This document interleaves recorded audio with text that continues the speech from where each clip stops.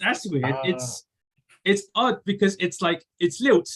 It says it's lilt on it, but it's obviously Fanta. So it's like, well, we started filming, we started recording, so it's like advertisement. But it's like I never thought. I was just like, all right, yeah. So it should be just lilt, but Fanta. Okay. And another F drink. Fentmans. Ginger beer of manly man. No, you like ginger beer? I feel sometimes ginger beer can always taste a bit medicine-y sometimes. Oh, Fentimans is the best one. Okay, maybe I'll give it a try. But for another F drink, Guinness. Guinness. I think that's the wrong letter of the alphabet. But cool. Well, you'd be wrong because you're American. Another not F drink, which is a Fider, not a cider, a Fider. Fido. Alrighty. Fido, yes. Okay. Oh yeah, there was toxic masculinity in this. There's toxic masculinity in your drink. No, in this film. That's yeah. But we'll get to that. But we first say, Alec, why did you choose this film? Contrivances. Sorry. That's a bit. You started too early. Give him a. Let's get into it. Let's get into it a bit. That's gonna be the first time I'm gonna be the second person to say contrivances. Well, I thought, what would be really, really nice is if I take some inspiration from a very lovely commenter that we had the other week, who shall remain nameless. But I thought, what I'm going to do, I'm going to take a closer look at the next movie we review, because I might be missing out on some epic Easter eggs. And I didn't find them in this one.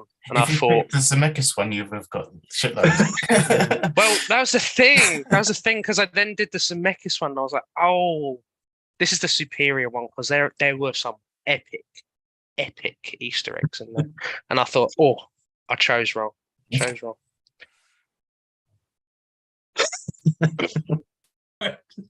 I did have that open in the next screen, just so I could quote that verbatim. Obviously I'm a big Guillermo dick sucker. I think he's fantastic. I was really excited to hear about this one coming out. I really like stop motion. And I watched this and I really, really liked it. I think it's like a really weird film.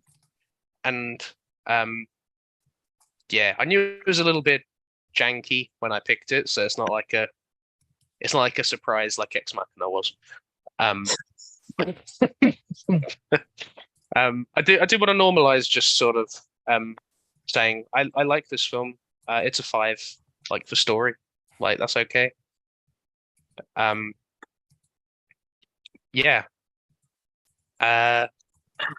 think it's like really, really sweet.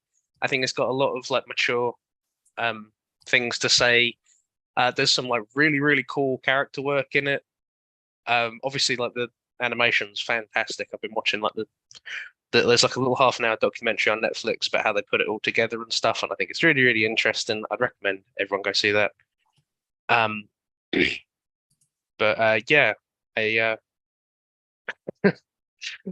was sad to say I did show Eb it, and she did not get on with it whatsoever. But I suspect it's because she hates children. So like that does make sense, to be fair.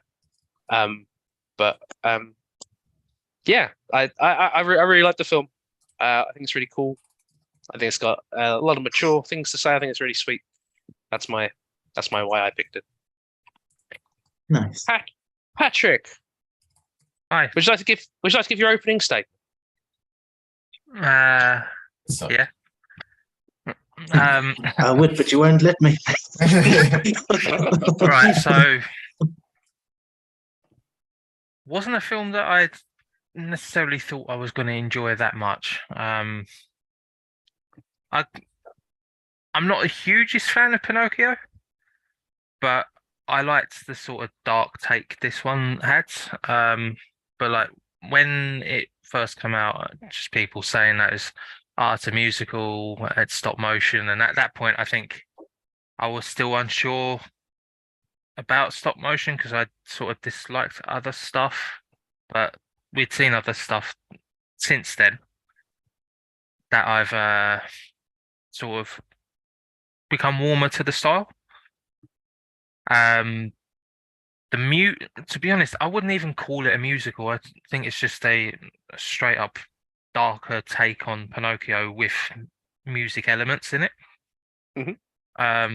But it has all the hallmarks of a Del Toro film. Like it was really well made.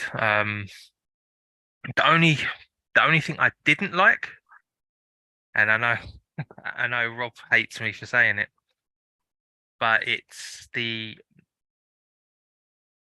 design of Pinocchio himself. I wasn't big on the design, but everything else, like production wise, it was superb. I thought it was a good story. And I enjoyed it the whole way through. The voice acting was great. Yeah, it's just a shame that it's probably going to be one of those films that's going to be stuck in streaming hell. I'd if it got like a Blu-ray or 4K release, I'd be all over that. I reckon Criterion might pick it up. Well, that's the thing. Like, I was looking at the budget yesterday compared to how much money it's made, and yeah, I get it, loads of people watch it on Netflix and whatnot, and they have their ways of making their money through people watching. But I still think it's quite sad to see a film that's that well made with that much love that's made pretty much fuck all. Like, it would have been nice to have it get a little cinema run even, so it could make. And this is another sort of debate we had a few days ago where cinema's gone sort of too much into money making rather than love for the craft. But I do think that this film deserves to make a hefty chunk of money as well. The Pinocchio cinematic universe. I mean, the more I've been thinking about it, I've probably enjoyed it a lot more than when I actually watched it yesterday. So it was a sweet film, but dark at the same time. I'm surprised it didn't get a cinema run because, I mean, it came out at the same time as Bardo, and Bardo got a limited run. Like it was in like picture houses and Curzons and like little independent cinemas, but Pinocchio didn't get anything outside of film To be festivals. honest, I hate this new trend of like if Netflix have got a film or if Apple TV have got a film or whoever, I'll be back in a and second. no worries, and they just either give it like a 1 week window in the cinema, where people not everyone's going to get to go and see it, or it just goes straight onto streaming. Like it's fine if you're someone that doesn't get to go out to cinemas on a weekly basis, but I still feel that this probably would have been best viewed on the big screen. Yeah, I agree. I think with that animation of how they made it, it's kind of like you don't really lose anything watching at home, but you don't have the impact of seeing it on big screen because the detail still holds up on something as big as a cinema screen. And I think because Del Toro is such a cinematic filmmaker, or every single film he's done has to have that element of like the expansive kind of like escapism that film does. So Yeah, it would have had that benefit. but see, I'd compare this with another two sort of Netflix releases, and one you could understand was just streaming only, and the other one got a limited release. So I know Alec doesn't like the Glass Onion. Like, I personally feel like it's a fantastic film, and it's better enjoyed in the cinema. But it only got a 1 week window, and when we went to see it, the cinema was pretty empty. Granted, it was on the day of the World Cup final, so we weren't going to get many people in there. But I watched it recently on Netflix, and I did enjoy it a lot more on the big screen. And then you've got something like Luther, which is always like a small screen thing anyway, because it was a TV series. I feel like something like that is fine. It doesn't necessarily need to be in the cinema, but there's certain films that do, I think, benefit from it. Could you imagine Endgame just on Disney Plus rather than that big cinematic experience? I was actually going to say something about that. Essentially, isn't it mainly because it's the filming studios licensing deals, right? Because if I'm just worried that it was a thing that the only reason Del Toro was able to make this is because he got like a big chunk of that money from Netflix itself. And it's like Netflix. Yeah, I mean, if that's the case, I can understand the legal loopholes that everything had to happen. It's like Netflix was like, okay, we give you this, you make the film, and we have it for a good while. Then maybe afterwards we'll let you go put it on the DVD. But that's only if we fucking feel like it, because it's all the Netflix lawyers all like what This is the thing, like Netflix are missing out big time. Like whoever's advising them to just say, "Oh, we just put it on our streaming service," they're losing so much money from it. Because like I don't know how much it costs to distribute it to cinemas, but I'm sure that the tickets that they sell sort of counterbalance what they'd lose. And I just feel like there's especially the situation with Netflix now where the way they're doing things are sort of making people cancel their subscription. So then it means films like this never get watched by certain people who would actually love the film. And I feel like if it's in the cinema, they basically are a production company at this point. Every other production company throws their stuff in the cinema and makes a ton from it. So I feel like they're shooting off their own foot. Yeah, that's just. I mean, I think the best example is the film that Rob watched. He went to watch the Demon Slayer movie, the anime movie. Yes, it's fucking like top, like number one in all the charts in Japan, right?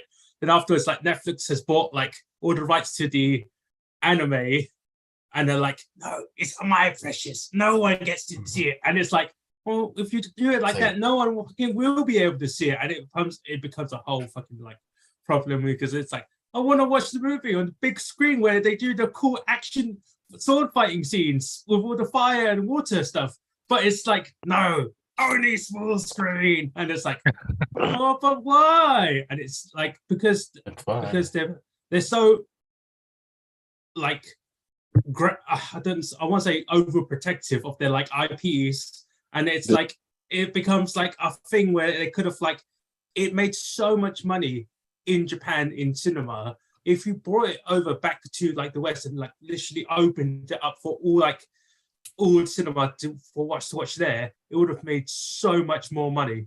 But it's like, I don't know if it was like a licensing deal or like if they couldn't get the rights to it itself, but it's just like, no, it feels like so much wasted potential and wasted money because they could have made hell a lot of money, you know what I'm saying? Yeah, I think one of the main things is mostly about is mostly around the worry about how much money they will make. So the thing is, if they did their market research, a lot of the people at the top are too scared, and instead of putting anything into market research to see where they actually should screen it, because of course you don't screen it in the whole country. You screen it in certain places where it's proven you're going to get a certain return, and after you see how much interest in you screen it for like a decent time. It's just one of those where they tend to be lazy in how they kind of screen it, and they'll either do the kind of, like you said, straight to stream or only a week and it's gone, or they'll have it for quite a while in certain cinemas, but because it's subtitled and it's in the wrong cinemas or wrong areas, it gets almost no people going to it, and then the running costs end up more, and then they're just like, oh, we didn't really make much from this to this, we don't really want to do it again. It's like, it could be successful, like you said, but they have to do it in the right and smart way, and they're just too lazy and don't want to do that. They just want to be able to send it to all cinemas or almost no cinemas and nothing in between. It's just like, I mean, Ben, But I'm sure I think that what's you know as well. I do, sadly.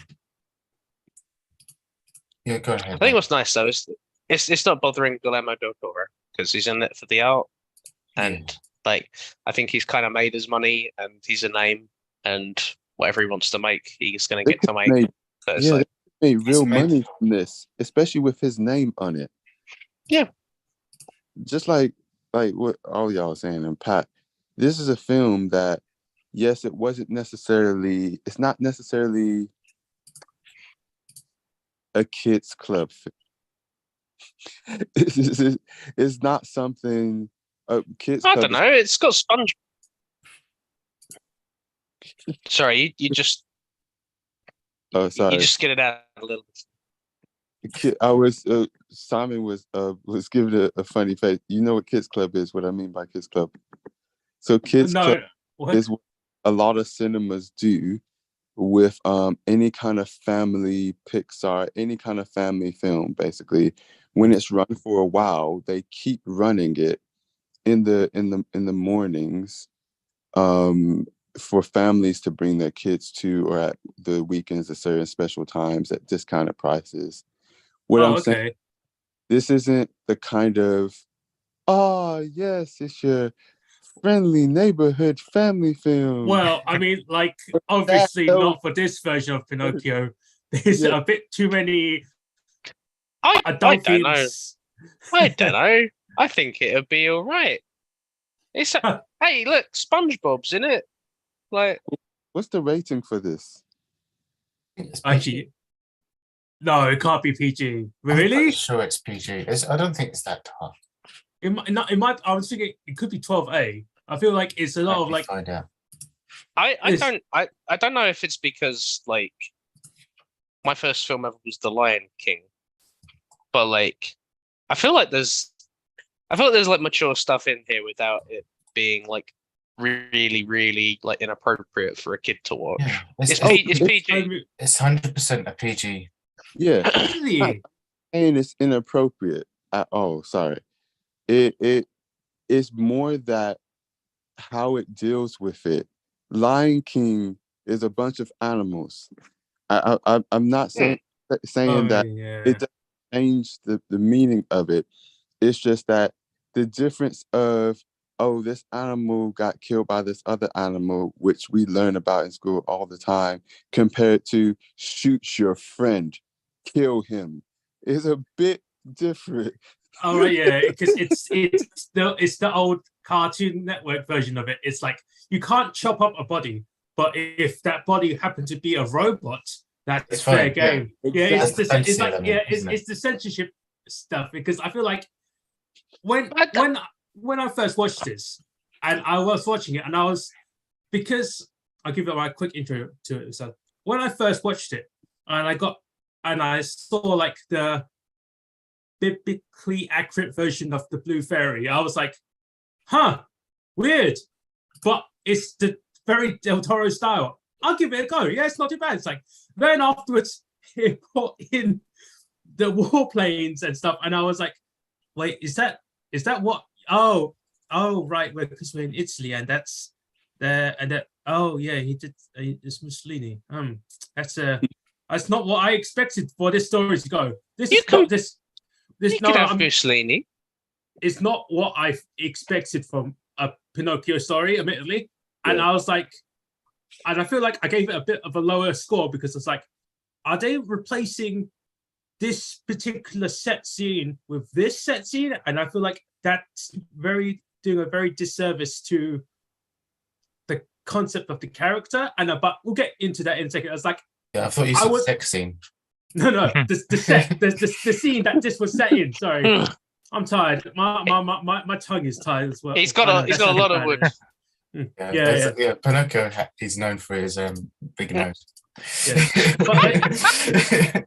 But it's like, but like the theming, the themes, and the stuff that was happening in the film were actually not too bad. But it's just like it got it got weird at the second half, and I got really confused about what direction it was going for, and I was like, and obviously once you hit that point of going, huh?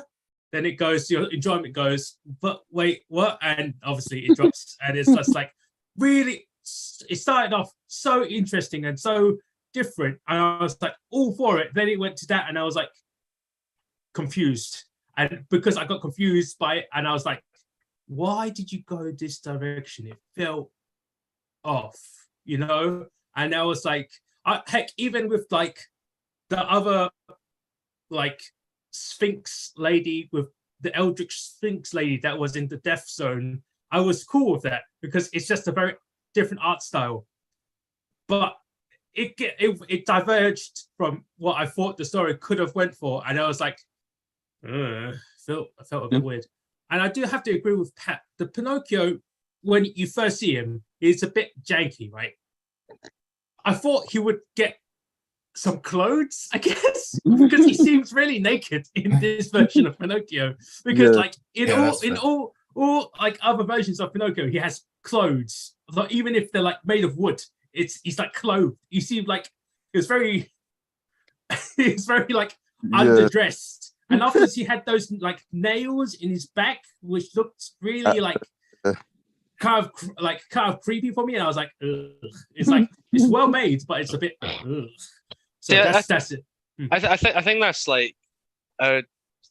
So I think I said this in the chat the other day. I do think that's like a really, really clever bit of the design, though. Like Pinocchio is like something that's been made in like a fit of drunken rage, and that was fair. That's I think the asymmetricality of it is sort of like he's only got an ear on one side, his hands don't match, and like there's this kind of stuff like that. And I think like when you first see him and he looks like quite jaunty, like when he first sees him in the basement, and like because I remember when I showed it to him, it was like fucking hell. I was like, yeah, it's creepy, but like you're in Geppetto's headspace then when you go like, oh, what the fuck is that? But then like, the more you get to know him, the more you kind of go, oh, I like the fact he's only got one ear, and just like things like that. It becomes more familiar to you, but like I think you are sort of meant to have like initial reaction of like, oh, what the fuck is that?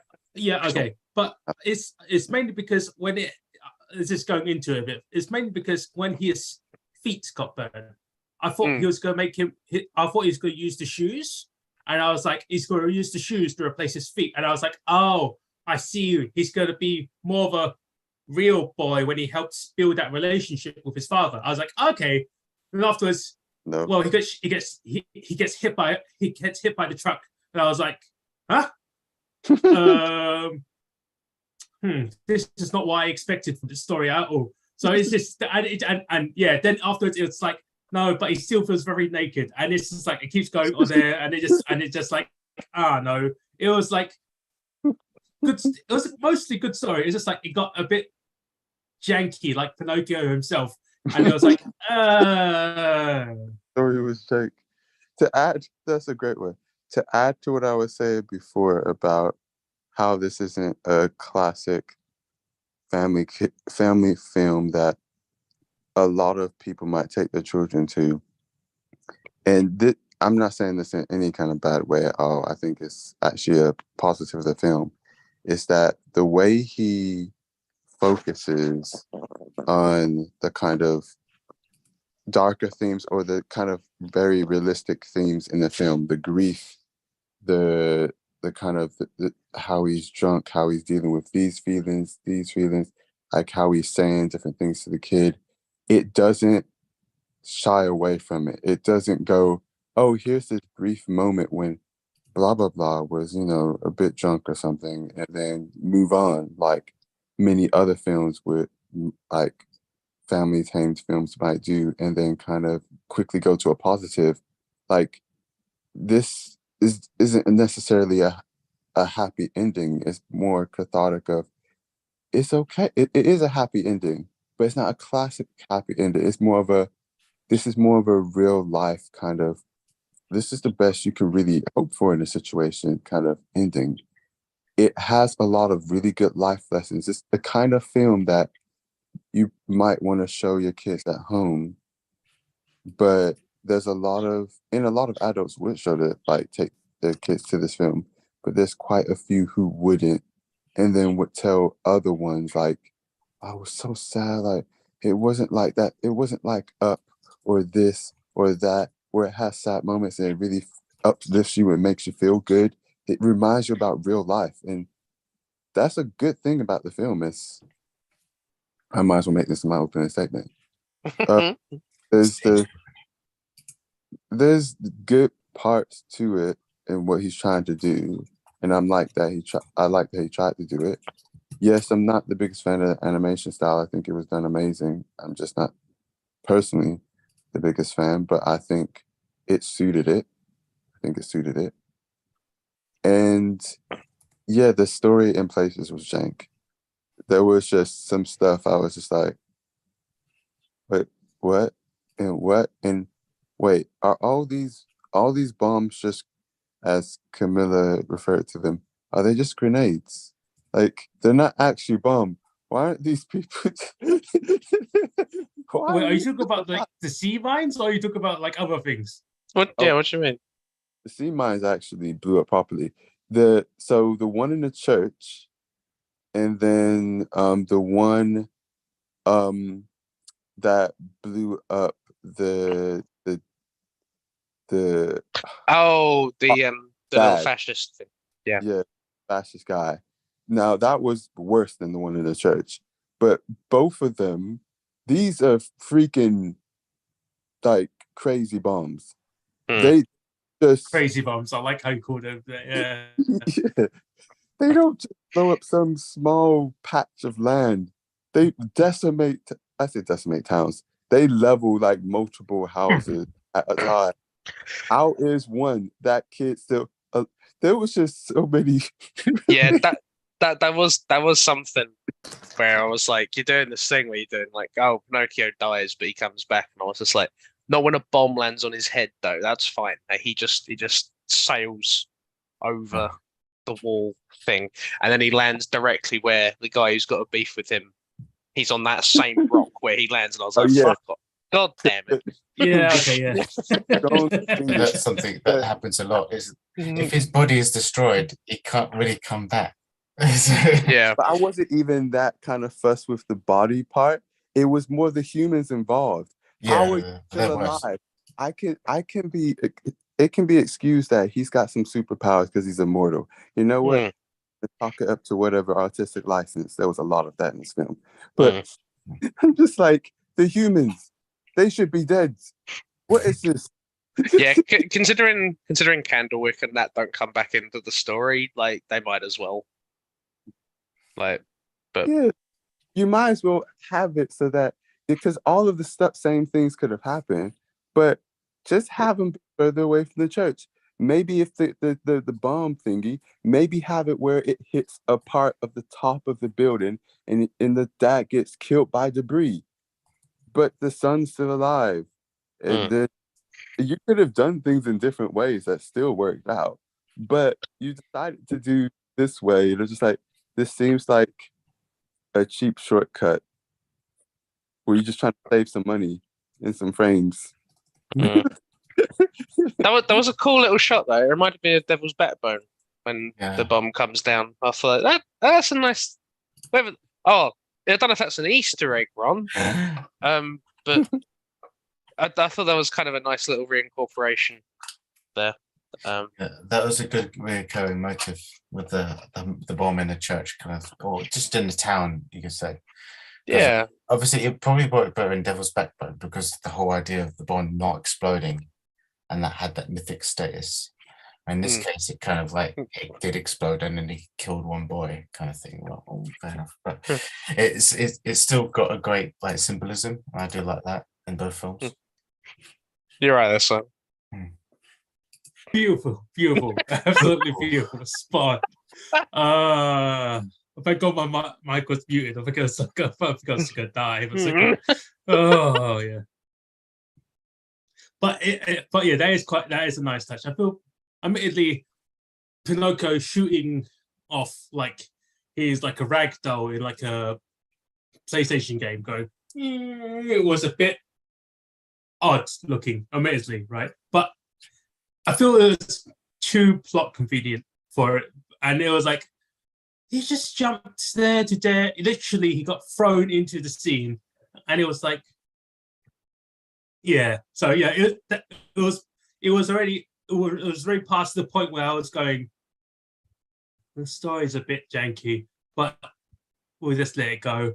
Then afterwards, everything else that happened afterwards, with the monkey being a speedboat propeller, I was like, okay, you're just going, you just literally went Looney Tunes, and I'm like, I was not sure okay if with that.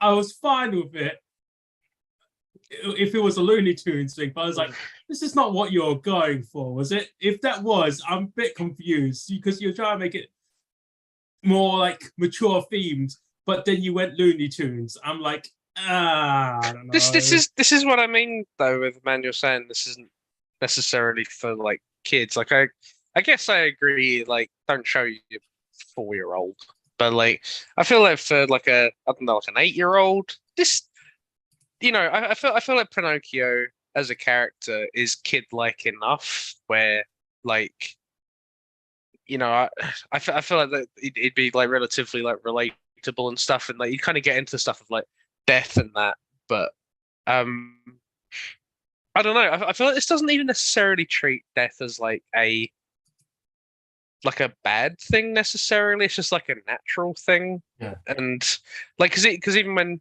Jiminy, fuck me, when Sebastian J. Cricket Mhm. is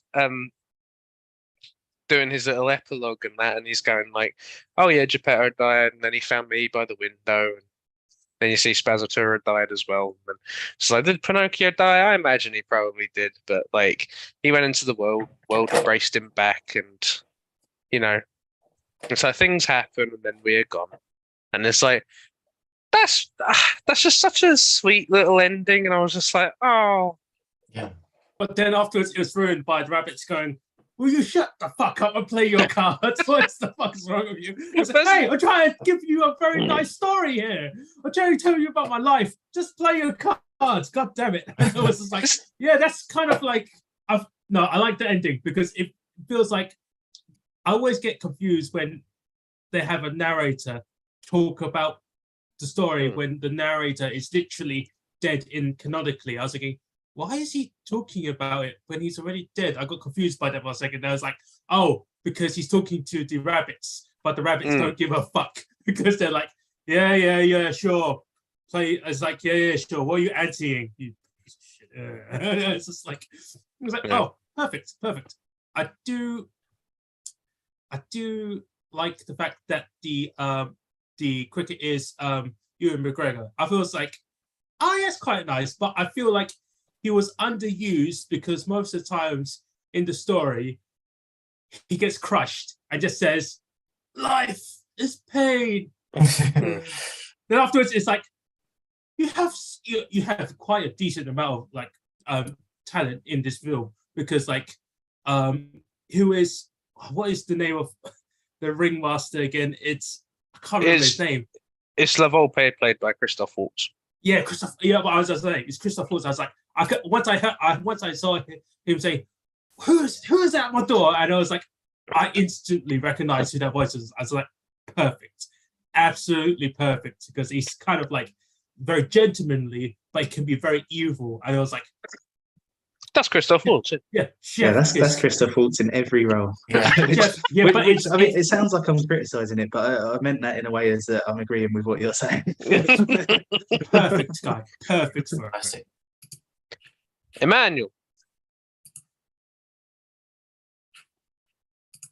Okay. Off mute sometimes. Not rename.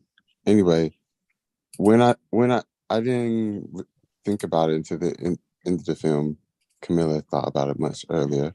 It's just like, wait, what's the last film I've seen with Ewan McGregor where he was narrating, he did some musical stuff, he also wrote a bit.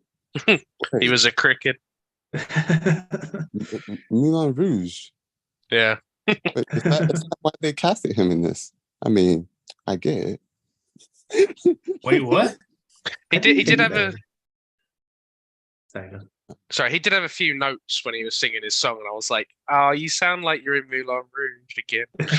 Oh, Yeah. right. Yeah, okay. I got confused. I thought you said he got casted because of Moulin Rouge. I was like, Moulin Rouge is quite an old film. I don't think that's. I thought my mind jumped for a second. I was like, huh? I was like, oh, right, yeah. He has when he does his singing, he has the sort of like same Yeah. melodies as when he did. Yeah, sure, Like, absolutely. I'm sure yeah. he's been in other stuff. It's just that that's the last thing I've actually watched, because we watched it more recently. Where Which Star Wars? he doesn't I sing in Star Wars. must say though, I do find it a bit of a sad thought that maybe Guillermo del Toro was sat there like, we need to get the guy from Moulin Rouge, and they were like, "What are you in McGregor?" And he was like, "Yeah, that's the one."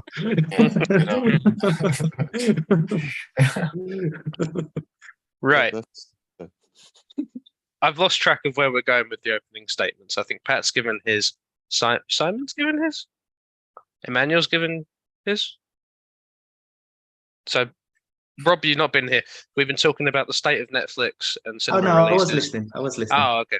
Yeah, no, I was gonna jump in on the Netflix thing, but I wasn't in like arm's reach of my laptop. But like, I do agree with like what you guys were saying about how it's a shame that it didn't go to cinemas and that kind of stuff. But to be fair to Netflix, like I do think, like, so I think it was when Pinocchio won maybe like a Golden Globe or like one of the awards that it won. When Guillermo del Toro was doing his like acceptance speech, he was like, "I just want to say thank you for Netflix for thinking that a musical about Mussolini and an adaptation about Pinocchio was a good idea for one film." And like, I do think that is something that they deserve a bit of credit for, because I don't think many studios would have put $35 million into that idea. Yeah, but isn't that like the plot of the producers as well, right? Mhm. And we Huh? and we watched Oh, the that plot of the as well. producers, yeah. But yeah, no, I mean, like, Netflix, they have their faults, but I think they are putting money into a lot of good things lately. And now they've got the deal with Criterion to release things physically, then hopefully we'll see more on Blu-ray. But yeah, I do think they deserve a little bit of credit for what they've been doing recently. But yeah, no, sorry. Go on. I was gonna say I like the idea that they went, we're gonna do a musical about Mussolini, and they were like, I don't know. They were like, we're gonna get SpongeBob to voice him, and they went, okay, fair. Yeah, well, I'm sorry. That's fair. I see what you're doing. I do not like this puppet. Yeah, the first I heard of this was it must have been like maybe 2 years ago now, when like the 3 adaptations of Pinocchio that came out last year were like all announced around the same time. And I remember us all being like, why are they making 3 in the same year? This makes no sense whatsoever. And I didn't really think much more of it until London Film Festival. And Guillermo del Toro turned up with like all of the puppets from it. And I was like, man, that's so cool. Like just like him turning up with the puppets from the film. Like, to me, that sort of showed how much of a shit he gave about it. And I thought that was really cool. And I'm really gutted that I didn't see it at London Film Festival, because I imagine this would have been a really cool experience in like a proper cinema setting. But yeah, like sort of previously with Guillermo del Toro films, I've always been a bit like, not sort of, not that I didn't get what everyone else loved about it, but when everyone else sort of talks about how his creature design is like the thing that makes him special and all of that kind of thing, I was always like, yes, I mean, it's technically fine, but like, I mean, it didn't really sort of like do anything for me personally. But then watching this and like kind of what you were saying earlier, Alec, about how like Pinocchio himself is like asymmetrical, and sort of he looks like he's the product of like a carpenter who's got the ump, all of that kind of stuff. That's where I really started to go like, yeah, man, this guy knows what he's doing. Like, this is really cool. So yeah, I think I'd like to revisit some Guillermo del Toro stuff, because like maybe now it's clicked for me. I don't know. But yeah, watching it for the first time, I was just like, I was so enamored with it. I was just sat there like, man, this is so cool. And I think this in my head now, even though it's only been out for like 6 months or whatever, is probably like the definitive version of Pinocchio, because I feel like this is the one that gets the feeling of the story. And like it's not like a slight on like the old 1940s Disney one, but I think this style of animation and what Guillermo del Toro's done with it aesthetically looks like what Pinocchio should look like in my head. And yeah, I like yeah, this to me now is Pinocchio, and yeah, I think that's really cool. You know what got me with watching the Zemeckis one? I was like, not only was I was like, this is just the 1940s version, but worse. But like, there's a bit at the start of this where I was like, fuck me, this is on the nose, and it's Papa, will you sing me Mama's song? And he's like, yes. And then he starts singing the song, and he's just like, my son, you are my shining sun. And I was like, and I was just like this is really, but like, I thought that was quite on the nose. But then I watched the Zemeckis version, and I was like, he doesn't even sing anything like that, but it's just Tom Hanks kind of like whisper singing something, and he's just like, when he was here, and I was like, this is more on the nose than that. How? How have you done that? I was gonna say that I'm surprised that you like that song, considering it's like the song for an Encanto, where it's like rose on rose and rose and roses. You're my sun, my shining sun. Just a disclaimer: I don't like that song. That took a whole point of my overall enjoyment. I do not like that song. Yeah, but you like the other one, or what was it? The Pinocchio one. It was like his first song he sings is pretty good, because it's like about when he picks up like the chamber pot, and he's like, "What does this do?" That was so good, so good. I love that song. That's such a cool song. Yeah. Just to add to my opening statement, I did think I would have. I did think I was going to like this more than I actually did. I thought, oh, this should be really good. Like I was kind of looking. I said kind of looking forward to it. I didn't feel like watching the film at the time, but I was kind of looking forward to something that looked like it might be a really good adaptation. And he's a cool director. I like, quite a bit of his stuff. But yeah, it's literally the story and some jank. But yeah. Some jank. I like it's not Dougie and shit. But yeah, I'm glad you're coming around to the creature design thing, though. So I think we had it with Pan's Labyrinth. Where you were like, "What is the point of this guy?" And I was, and I was like, "Oh, it's to symbolize this guy's greed and that everything he's going for is like the things he sees are the things he wants, and that's kind of how that feeds in." And you're like, "Oh, yeah, okay." And it's like it's not necessarily something you'd know to make sense of, I guess, but just I don't know. I think having to explain actually go like, oh, there is some thought behind it rather than it's just like shallow. I feel a bit weird. Yeah, I think that's the thing. Like, I think I don't know, maybe because with this, like, you kind of so used to the Disney version of it, and I don't know, having this and the Zemeckis film sort of side by side kind of highlights how much more thought has gone into this Pinocchio. I think because don't forget the Russian one. Well, let's forget the Russian. I showed Eb that trailer this morning, and she was like, "Why did you show me that? That was not necessary whatsoever." But I think that's the thing, because where you've got this, where Pinocchio's just like this sort of, like he looks like a pile of twigs. Like he's not he's not made to sell a toy of him, basically. And then you've got the Zemeckis version, which is basically taken the 1940s Pinocchio and just made like a 3D CGI version of him. And I think in doing that, you kind of look at it and you go, that doesn't look like the products of the story, whereas this one really does. And on the I haven't watched the making of documentary that you were talking about, but he was talking about it at London Film Festival, where he was saying about how they had to make like different sized puppets. So like there's one that's like huge and like it's like the head is the size of him, and then there's one that's like sort of shrunk down to like the size of his finger kind of thing. And I think that kind of thing's really cool as well. Like it's like the amount of craft that's gone into this to make it. It's there's a- fascinating with stop motion, but yeah. There's a bit in that documentary where he just holds up this teeny tiny little puppet of Pinocchio, and I look at it. He's just like I'm like, oh bless you. Yeah, he's just so happy to show you it. But that's the thing, man. You can feel his excitement about the film, and that's really infectious. Like I told you about what happened during the Oscars, didn't I? When the camera went on him in the crowd. No, go on. So like he was sat there like looking all excited, and the camera sort of panned on him, and Rachel went, "Oh, he looks like a nice man," and I was like, "He is a nice man."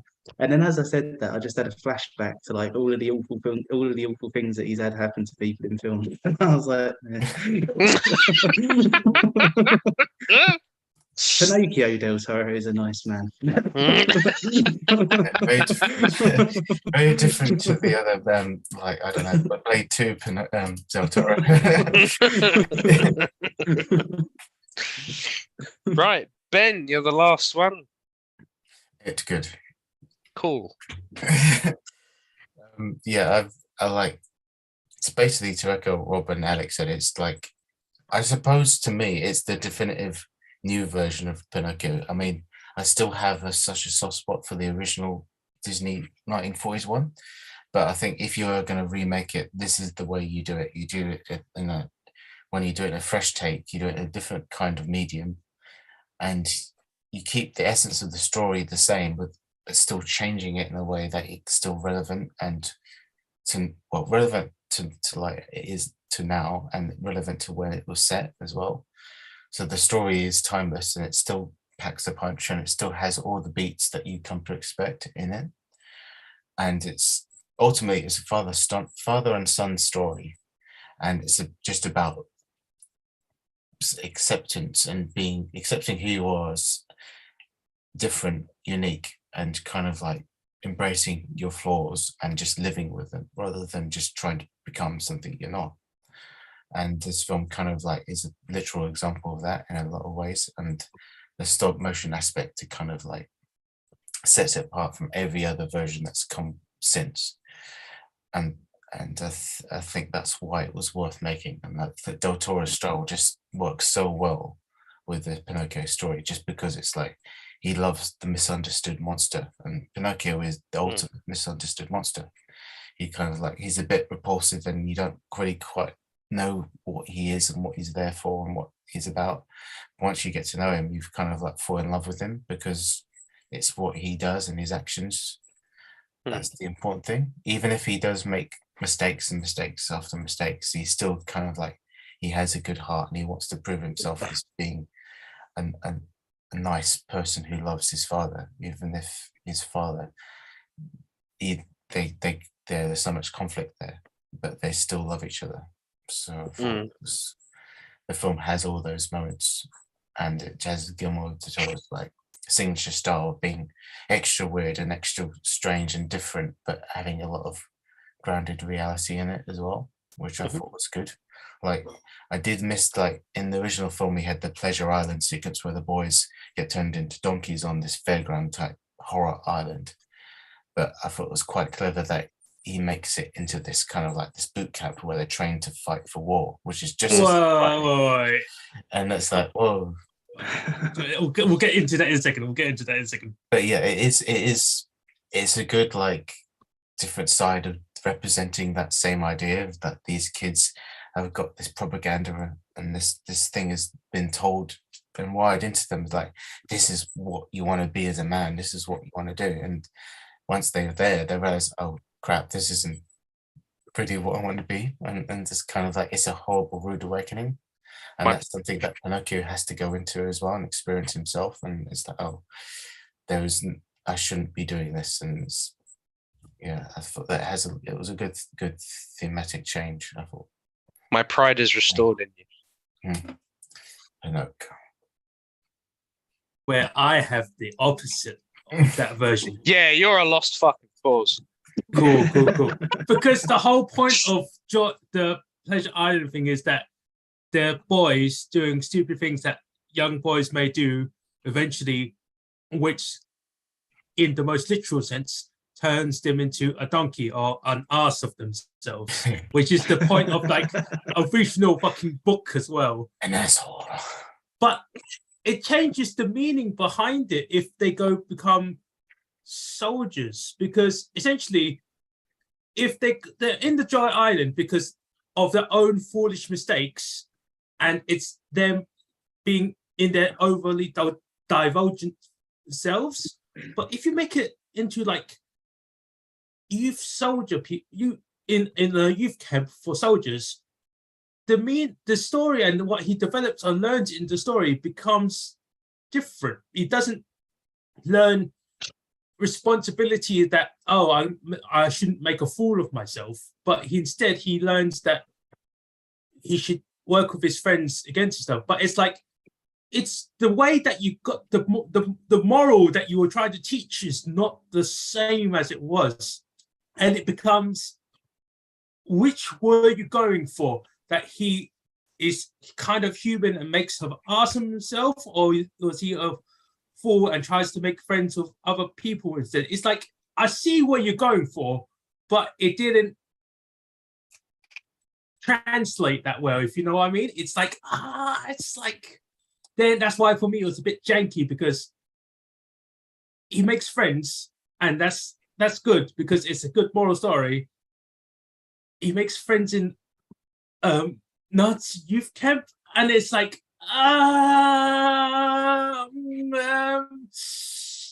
it's just like, I'm trying to find the right words to say without making it just like I'm shooting on it. I'm not trying to shoot on it. It's like, I get what he was going for, but I don't think it was that well made in the right sort of like direction. And you've got your actual physical hand up, Alec. Go on, what do you want to say? I was just going to say, the thing that tipped me off to this was Candlewick, because in the original, John Wick, did you say? No, I said Candle. In the original, his name is Lampwick.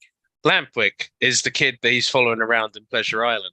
Yeah. What I'm saying is, when you're talking about Pleasure Island, the place that it has within like the story where you're just self-indulging and you're just indulging in like just mindless, like, my brain's conjuring chaoticism. It's not a word, but I'm just going to use it. You kind of just indulging in mindless chaoticism, and it's like when you apply the filter of fascism to that,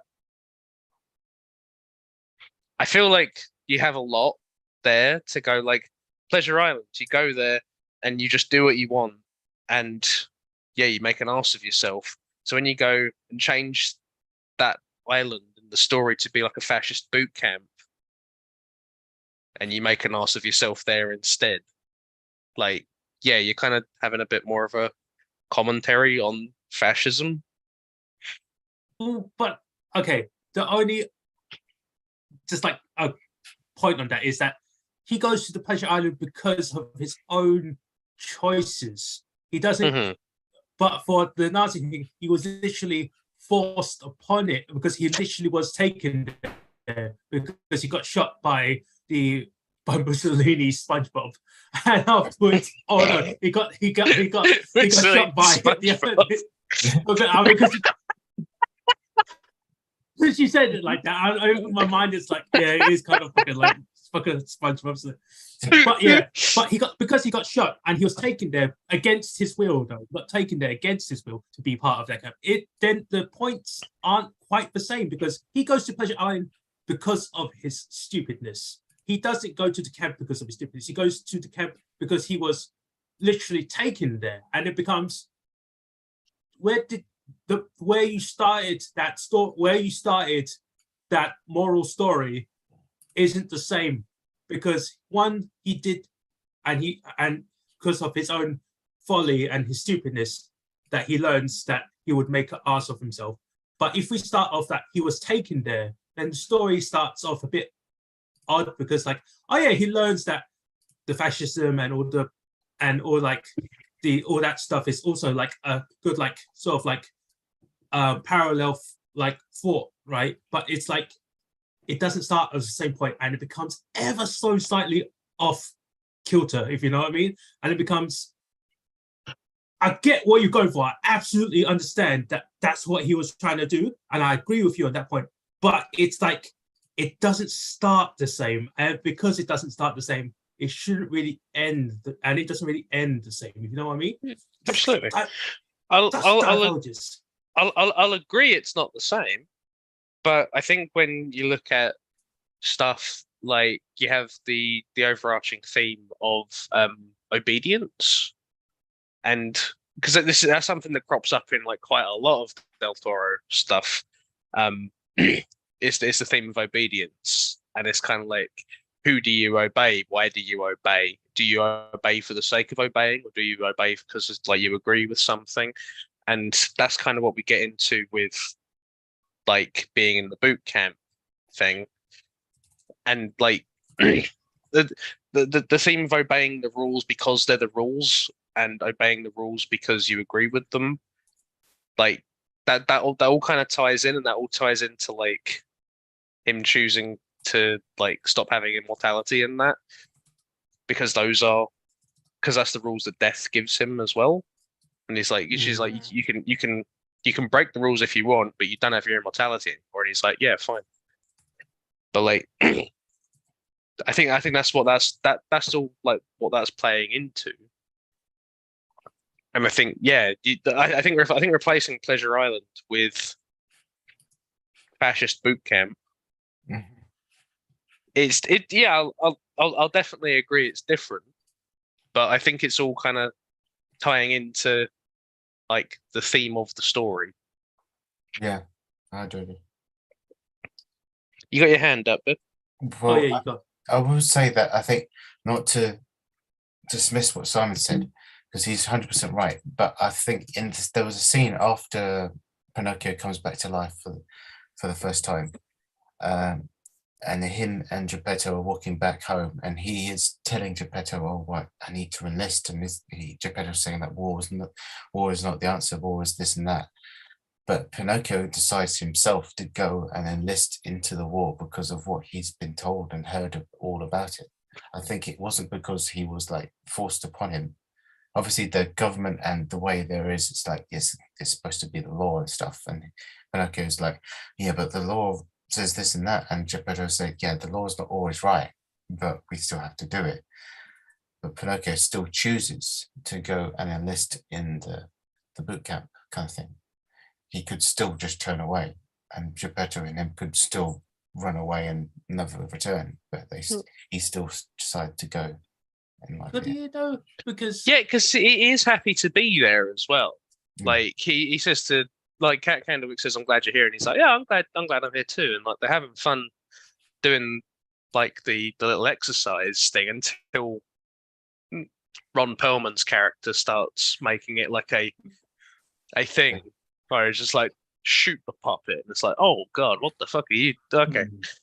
It would be different if like one Perlman's characters like would just take in Pinocchio and just grabs him and they just chuck him in the back of a truck and then they ship him off. That would be like, yeah, he's forced into this war. Would it be fair to say that they both of those scenes got the right answer, but they used different formulas for the answer, and it got fair enough. Because like I understand where you guys come from, because like thinking back upon it, he does say, "Oh yeah, let's go to war. It's not because my dad's not a coward and all this." Yeah, because like he does. I don't, mainly because I think he doesn't really understand what war is. But then afterwards, I think about like the old Disney cartoon thing. I was like, but does he understand what beer and cigars were and all the yeah? I was like, no, actually no, maybe not, because like that doesn't make sense either. So I was like, fair enough. I get what they were going for, not how I would imagine it being done, but it's done very Del Toro style, and I was like, that's his style. Fair enough for him. That's the thing. It's different, and we've arrived at a different conclusion. If Pinocchio came out and was going like, "Haha, fascism's great," I'd be like, okay, hang on. we have a problem now. Pinocchio, hold on a minute. But like, Right. He just really think he's gonna burn swastika on his arm. I was like, oh, okay, No, let's not go that far. let's not do that. Oh, okay. Let's hear from somebody else.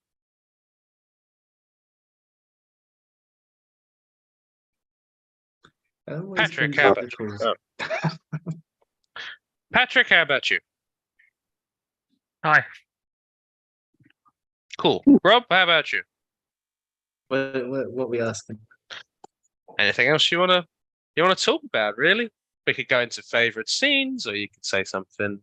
You could say you could highlight a different area if you wanted. I don't mind.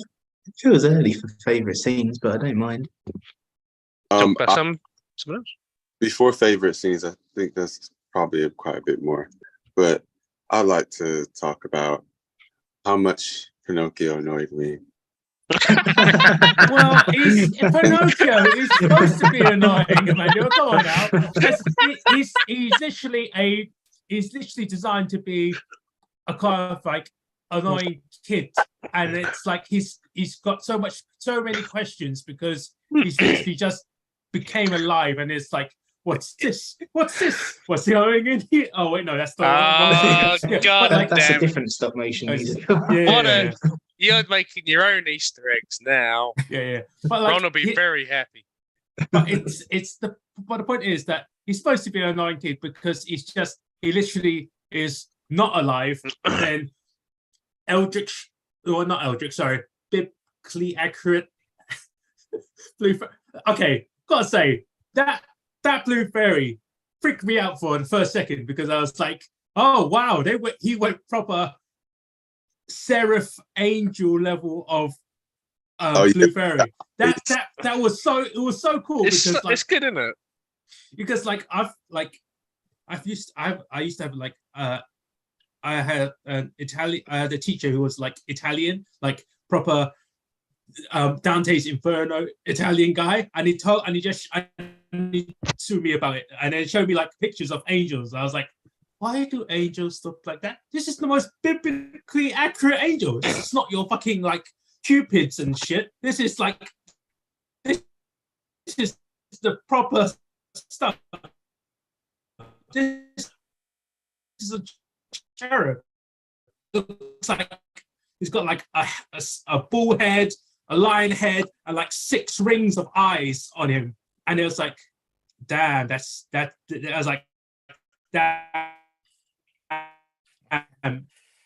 angel was like first comes in like with all her wings covering her face and shit. Okay, not as scary, but still kind of scary. I was like, it's like, I don't know what, but is it? I mean, I get why he did angel look because like it's bringing it to life.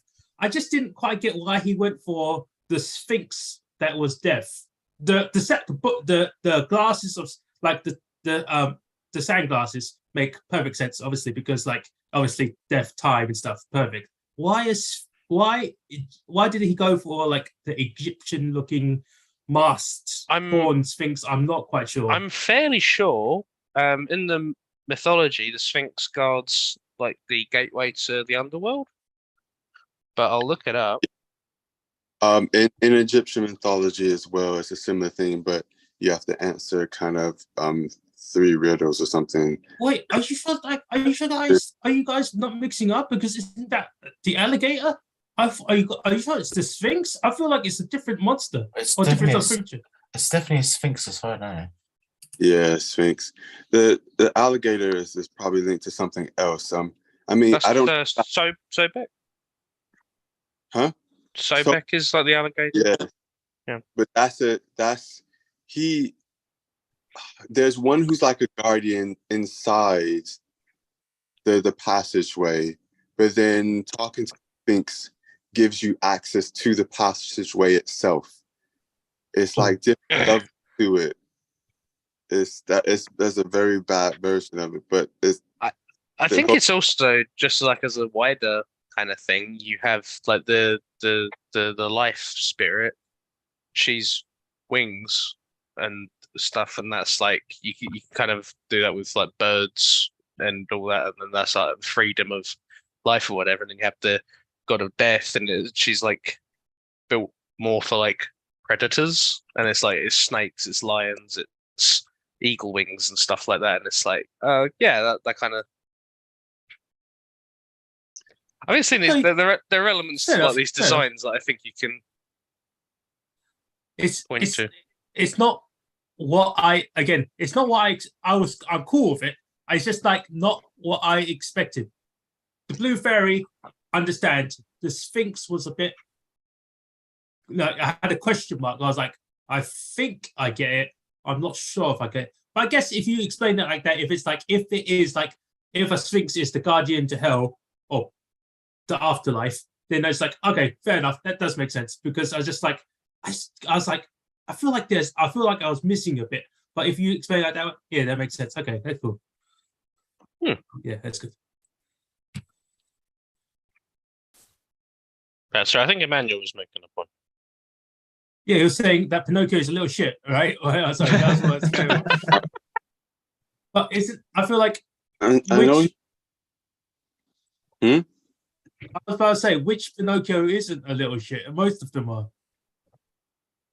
I haven't watched any of the Pinocchios, so there's probably a reason for that. I think it's worth noting this: when we meet this Pinocchio, he is like hours old, and like I think it is something that is like the story is aware of.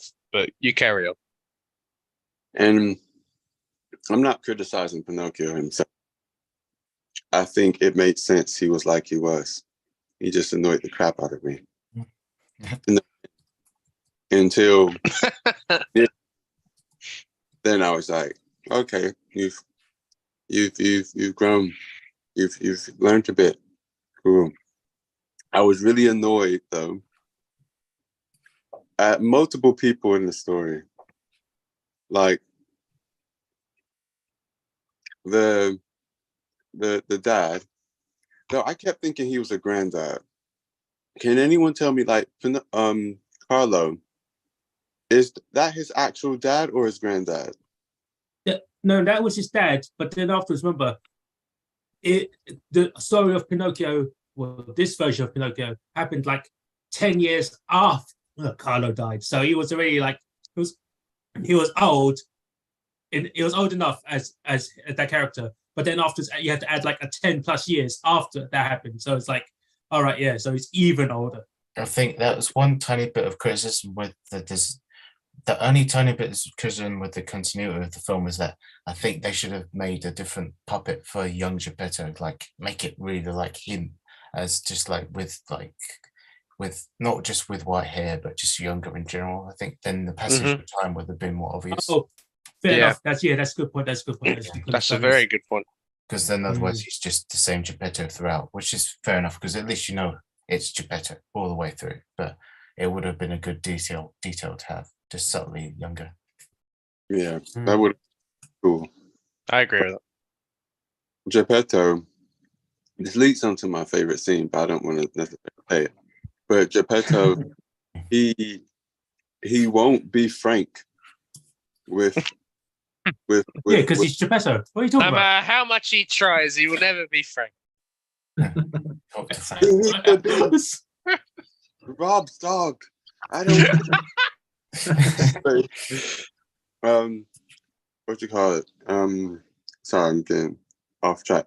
He won't be frank with. There's no way to hear it now. He won't be frank with Pinocchio. Yes, he's hours old. Because he's a spirit born or whatever, he always has a certain understanding of the world or a certain knowledge. But there's certain truths Pinocchio needs. He's asking for them. And he won't freaking tell the kids like certain things. And I'm just like, maybe if you actually told him some stuff like this or that, maybe crap wouldn't happen. Maybe if you did this wouldn't happen. But no, you just go off on some rant, say some crap, and then be like, you're a burden. And I'm just like, oh, for goodness sake.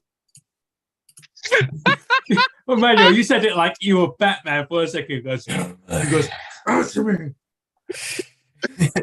You are perfect. Jesus. Sorry, his there, yeah. What the fuck is that? Sorry, I was just. Sorry, my mind is not fucking punching fully. Oh yeah. I can understand that as a criticism, definitely. I think it does make sense for him though, because he's kind of, I think he's like kind of already done it with Carlo, and so the thought of doing it again with a different kid is just kind of going like, oh, for fuck's sake, I can't. I've got so much on, man. Like, can you just shut the fuck up and just let me do stuff? Like, I think this all ties in with Geppetto's character as well, because it's something like as early on as like they're looking at stuff like pine cones, and Carlo's like, "Oh, can we use this one?" And he's like, "No, it needs to be perfect." And I was like, "Oh, why is that there?" And it was just like, "Oh, it's because that's all kind of tying in with his idea of like a perfect sun. It's a perfect sun. This new sun doesn't like act and behave like the old sun did, and that's like his whole thing. He's got like he's such a perfectionist, which I think is actually a line in like the intro. But like he's expecting perfection, and when then when things aren't perfect, he gets like distressed and stuff, and he's getting frustrated with Pinocchio, like constantly just asking questions, and like when he's going like, "What's this, Puffer?" and he's like, "God, I've done this, and you aren't Carlo, and I know you need someone to do this, but I can't do this right now."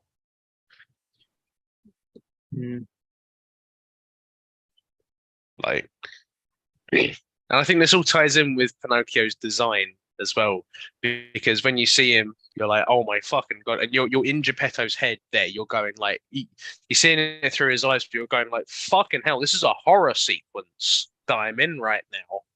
But then as he warms to him, you warm to him, and you're like, and but like, there's still kind of like that distance there and stuff, and he's aware that he's not Carlo. Like I think Geppetto's arc in this is so good. Like, you're going to talk about horror sequence. Like, when he first goes into that church, I was fully expecting everyone to go fucking like, "Oh my god, it's Frankenstein's this fucking Frankenstein's monster thing." I was fully expecting it to like have like, axes and stuff. It's like start throwing them at like the Pinocchio. I was like, "Oh, is this?" Because like he bursts in and it's like, "Oh my god, it's fucking like Eldritch." Everyone starts freaking out, and I was like, "Fucking." Honest reaction, that was a perfect reaction from everyone else, but it was not what I was expecting. I was like, yeah, I mean, like if that happened in real life, everyone would probably freak their shit, you know. I love that little pan in shot with the guy like, "It's a demon." I was like, "Thank you, that is exactly what you think." And then someone else, because like something like I don't know what the Italian is, but like he's kind of like Minuccio, and he's like Pinocchio. I just thought that was really sweet. So like. But yeah, I can see why you'd find it irritating. And in one part that made absolutely no fucking sense, I bleep myself for the cleanliness of the podcast so we don't get demonetized. So, but it made no sense at all. It's when he's like, "Okay, you need to bring him to school." He's like, okay, and that's cool. He knows how crazy this kid is. He just tells him to go to school and then goes about his way. He does not bring the kid to the school, drop him at the teacher, and be like, "Look, I know some crazy wooden boy. I know you was like, he's crazy, but look, the Desta says, like, just watch him. He's a bit wild, but he means well. All right, cool. See you, bye." He was too busy worrying about the big wooden boy that was on the cross, you know. That's kind of the main difference, you know. Because which is also a point in the movie, because why do they like that wooden guy, but they don't like me, the little wooden guy? And I'm like, did you really compare yourself to Jesus? And I was like, yeah, he did. He compared himself to Jesus. It was a bit to explain. didn't explain that. Like, for goodness sake. But anyway, like, you are such an idiot. What did you think was going to happen? You already know this kid's crazy. Do you not think he's just going to get halfway to school and go to like, ooh, a butterfly, and then just go off a cliff or something? I don't know. Point is, he's not going to end up at school unless you take him to school. So what are you? Every version of Pinocchio has that flaw in it. Even the Yeah, that's true. Yeah. I was about to say I will agree with this. I will absolutely agree with this. I will say though, it's so much less justified in the Disney versions though, because Geppetto just goes, "I've got a new wooden son. Yeah. You can go off to school by yourself though. Bye." And then Honest John gets that's in both the 1940 version and the Robert Zemeckis version. Yeah. They both just go, "I have absolutely no reason to do this. Ta-ta." Yeah, Whereas here's your school books and your apple, done. Whereas I think in this version it is more justified because he's under pressure from the church to go like, "You need to sort this fucking crucifix out. You need to." And like you have stuff like the Podesta, and like he's also got an eye on it, and he's watching Geppetto and stuff like that, and he's like, I think Geppetto's feeling pressure from multiple different like entities that he's like, "Please go to school. I can't move away from this, but please go to school." I agree though. I agree that it's like quite bad that he doesn't go, "I realize that I shouldn't move away from this. However, I think we can agree this is a fucking weird circumstance. I will need to show my magic wooden puppet where the school is. Can I take 5 minutes? Do you mind? It might be 10. Do you mind if I just..." The fact I do agree it's a problem. The fact that he even made it all the way to school with the help of the cricket, I'm sure, was a miracle in itself. So I'm not even surprised that he got led away by promises of ice cream and sunshine and rainbow. He's a freaking kid. What do you expect? Yeah, I do agree. I do agree it's an issue.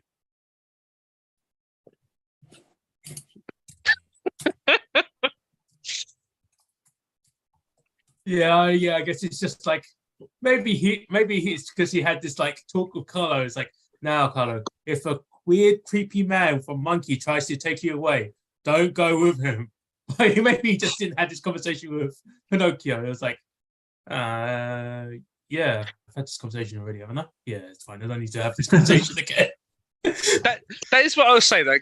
Compared to the Disney versions, there is more justification for it than "I can't be fucked. Bye." Yeah, I mean, like, even if he was able to go to school, the teacher's gonna go, "You're a puppet." Yes. Are you want me to teach you puppet? Yes.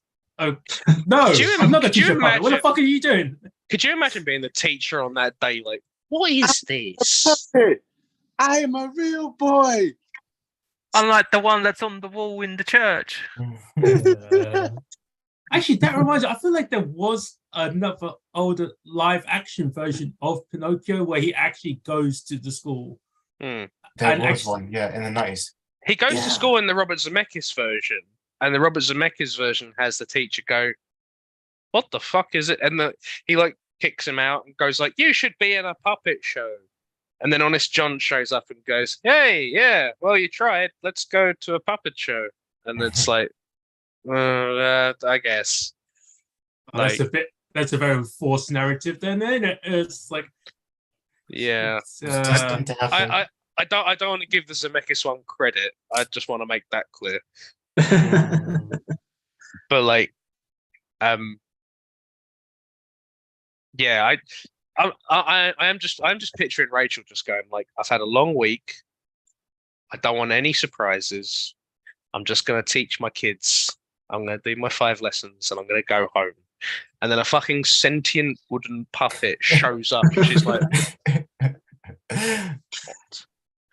the guy didn't even, the parents didn't even appear to fucking brief me on this. A sentient Chris Pine. Shut up. No. Red card.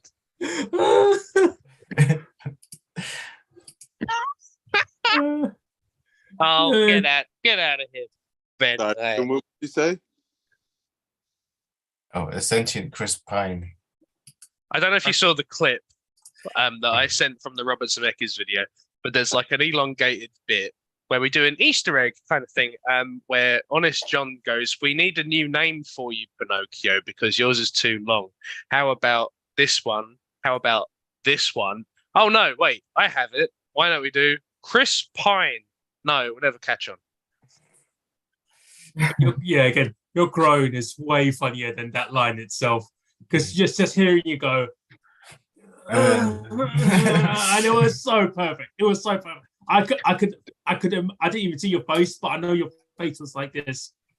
Oh, what? When he said you could be an actor, you could be this, you could be an influencer, I was like, I'll let it go. I will let it go. Whatever. And then he did that, and I went, "No, fuck you. I'm gonna have to just like Disney just sunk to depths I didn't know they were capable of, and I was like, no, too much. I need alcohol if we're going to talk about Zemeckis Pinocchio anymore. I don't know. Talk Okay. amongst yourselves. I mean, at least he played in a Star Trek film I liked. Oh, Chris Pine. I thought you were talking about Pinocchio. I was like, Yeah, I got confused myself. Yeah. Pinocchio's got a name. I didn't remember who he was. I was just like, but I recognize his name. I was just like, oh, that guy. Oh yeah, I liked the film or two. I like Chris Pine. Yeah, Chris Pine's it's not too bad. It's just like, Is he a good guy? yeah, the punchline for the Zemeckis one was Yeah. just a bit much. It was a bit much, right? It was like, I mean, I like puns and dad jokes, like as most people, right? But like, Jesus Christ, Alec doesn't like him. he doesn't. But like, it's his reaction to them which makes it funnier for me. It's kind of like what happened just with the chat like a few hours ago. He goes, "Oh yeah, the Ring doorbell. What are you talking about, Rob? All doorbells ring." You guys making a disgusted reaction. I thought that was so funny. It was way funnier because I can imagine John saying that line. Like I didn't even need his face. I could just go, yeah, he would say that line. And I read he that. did, right. It was so perfect because your reaction to the like disgusted emoji was amazing. That's what makes it funnier. It's not just necessarily the punchline itself, but like your reaction to the punchline that just makes me go, yeah. What I liked Giddy. about that so much was I read it in sassy John voice. Yeah, absolutely.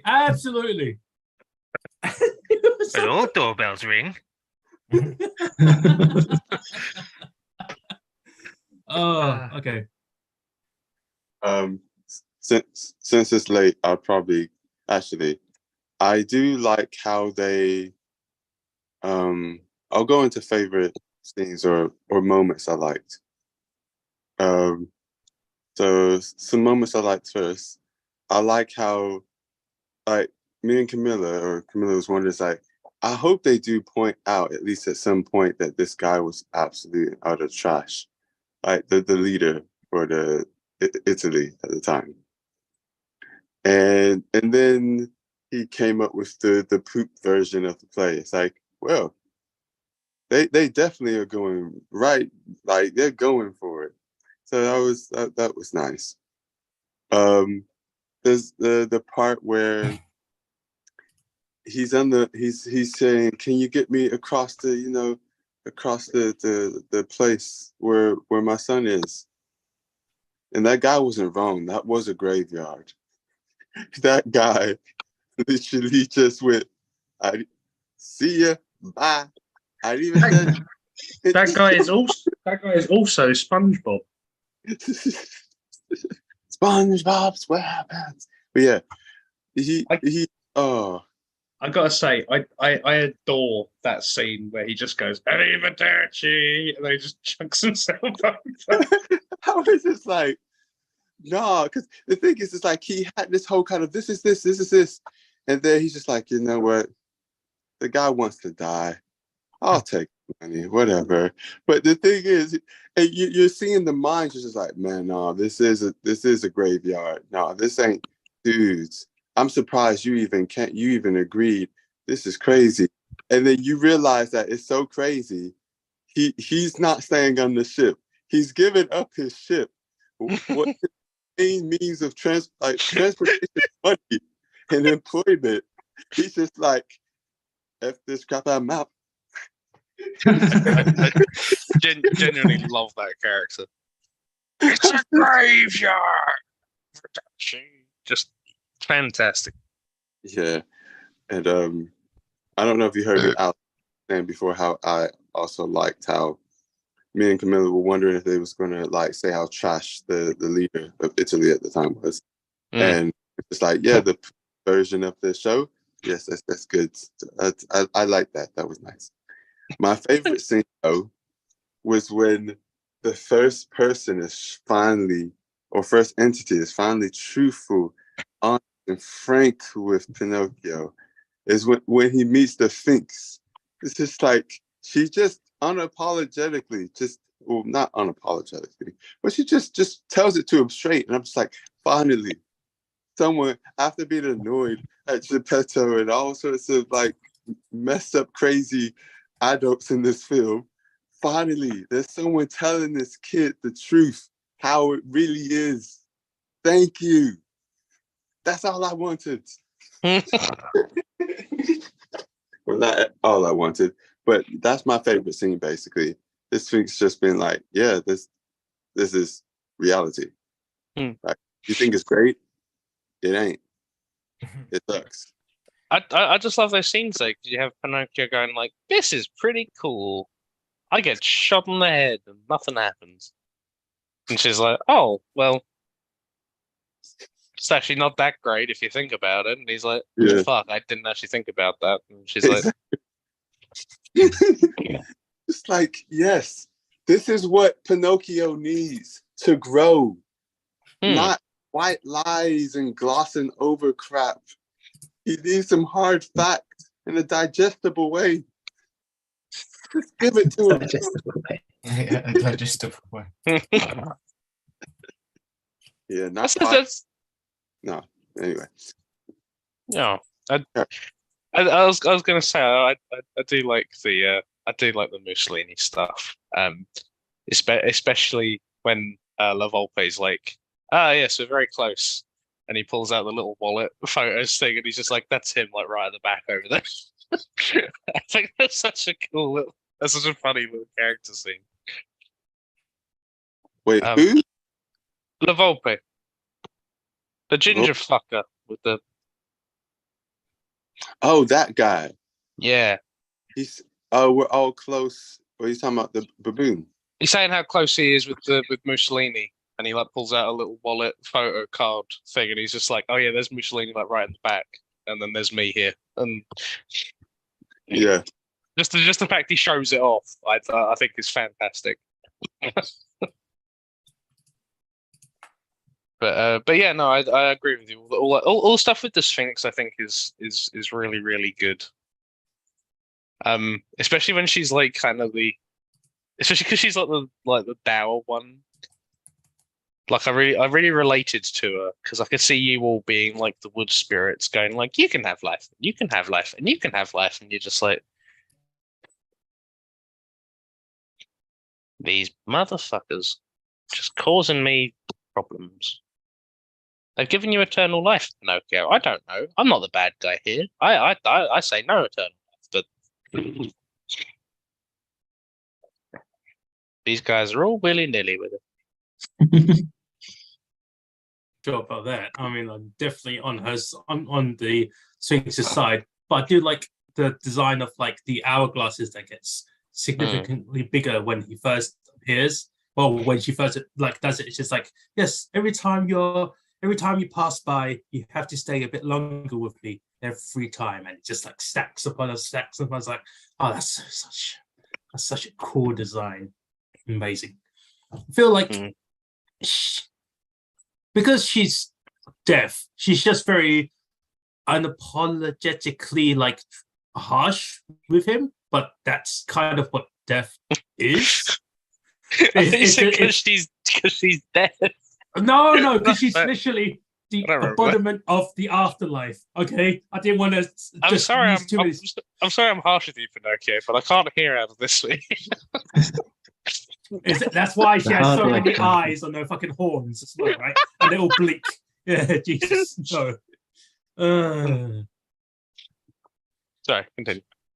No shit, I forgot what I was gonna say. Yeah, because she's harsh with him because she is the person of the afterlife, and she's like, I don't give a fuck. You go every time you die, you gotta come back here.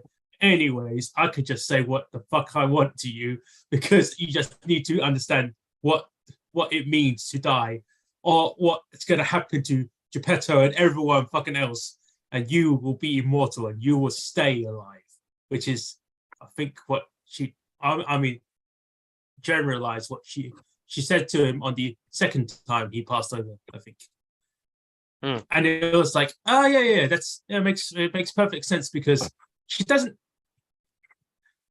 Maybe it's because she didn't have enough time with him, but like I feel like if she had like a good like hour with him just to explain the things, because no, this is how people die and this is what's supposed to happen, but this is not what happened because my sister Tilda Swinton said to you. Wait, no, was the Sphinx Tilda Swinton or was the angel Tilda Swinton? They were both Tilda Swinton. Oh, right. Okay, so what Tilda Swinton said to Tilda Swinton says, okay, it was like, yeah, this is what happens. This is what happens when you die, or this is what's supposed to happen when you die. But because she changed the rules, I have to follow the rules to do this way. And it's like, fair enough. Doesn't matter though, because he eventually dies one more time, doesn't get turned into a real boy, and just continues to live because she broke the rules again and gave him back life one more time. And I was like, I don't know. Feels, yeah. I do want to say I do like that the real boy thing isn't really that much of an element. Like the becoming like a skin and bone, fleshy real boy. Like I think that's such a focus in Disney version, and like I think I like that it's like a metaphorical thing here where he kind of proves his worth through like his character rather than like what he's actually made of. And he's like he doesn't do this thing where he like transforms into a person at the end. He is still Pinocchio. Do you get what I mean? It's not the pursuit of being flesh and bone. I get it, but I feel like it's because like I'm thinking like the original story, because in like fucking like the old story that's made in like 1881 is what I want to say, but like that old story, it's like he becomes a real boy, but the puppet still exists. Like there's this, she goes, this is the puppet Pinocchio, but it's not it's no longer alive, and this is the human boy Pinocchio. You're still both Pinocchio, but your consciousness and your soul has made into real life flesh and blood. But you've always been the puppet. The puppet is still you as well. And I was like, okay, that's the original story, and I was like, that I get perfectly fine because they're both you, and your experiences. I don't get that at all. What is your experiences from where for original Adventures of Pinocchio, he went through a lot of stuff. Like he becomes donkey. He has to help a blind witch on an island. It's a whole fucking like multiple TV series kind of sort of fucking story, right? Like many Adventures of Pinocchio. Oh, like But- Monkey King. fuck you. Fuck you. It's just like, but like the point is, afterwards he becomes a real boy, but there's still a puppet Pinocchio. It just doesn't move or anything because his soul becomes human and it becomes a real living flesh and blood kid. And it's like, but the puppet is still him, and he always have the puppet with him because that was him and that still is him in a sense. You know what I mean?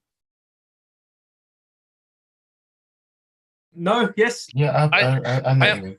I understand what you're describing. I just don't get why you differentiate between the two of them. Because like essentially for this version of Pinocchio and like and the way it differs from like the Disney and the original version where he becomes flesh and bones and like a real boy, I feel like I know there was like this sort of scene with like Sebastian Cricket, and it was just like, yeah, he goes off into the world and the world embraces him. Do they? I mean, like, I kind of like, do you honestly know that for sure? It's like, I feel like you left the story could have been open ending, but it's still in like beginning of World War II. You could have been taken for like mysterious science experiments for all you know. It could be locked up in Area 51 where it's like, I'm a real boy. It could have went really fucking dark, right? It could be with the Ark of the Covenant or Indiana Jones. That's what I'm just saying. Where it could have been really weird. I mean, But it's like, it'd be popular in modern day because he's technically like an infinite resource, really. oh fucking hell, that's some dark level shit. He goes, lie, or we'll just chop off a little bit more. Holy shit. I mean, it was went off with P.T. Barnum. Yeah. Oh man. no, not Oh. P.T. Barnum. PT Flea, but not PT Barnum. That's what we want to talk about. P.T. Dunbar.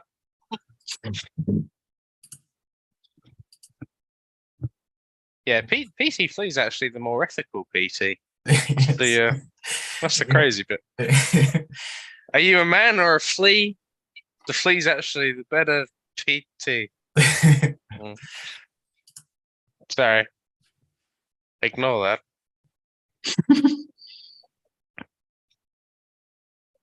Anyway.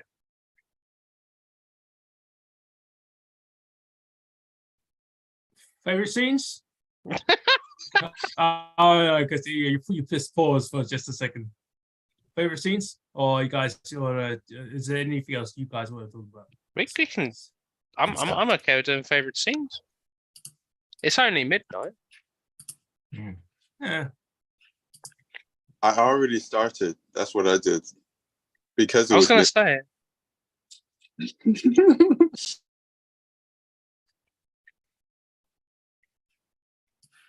Pat, what's your favorite scene?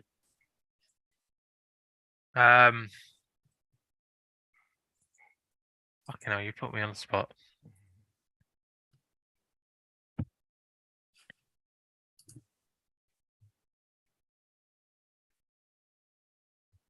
To be honest, I enjoyed every time cricket got squashed.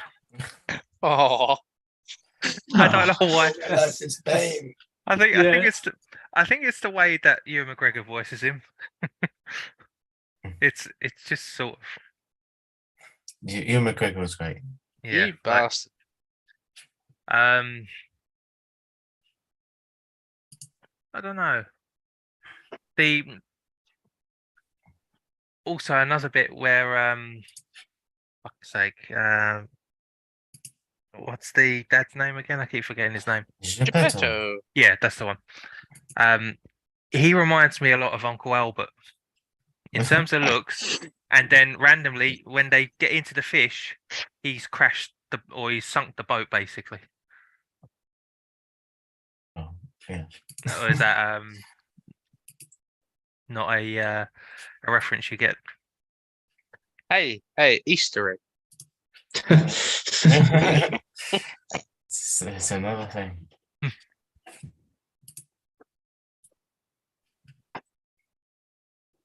No, sorry, I don't know. Fair enough. I know who Uncle Albert is. Naturally, I just don't know about him crashing a boat.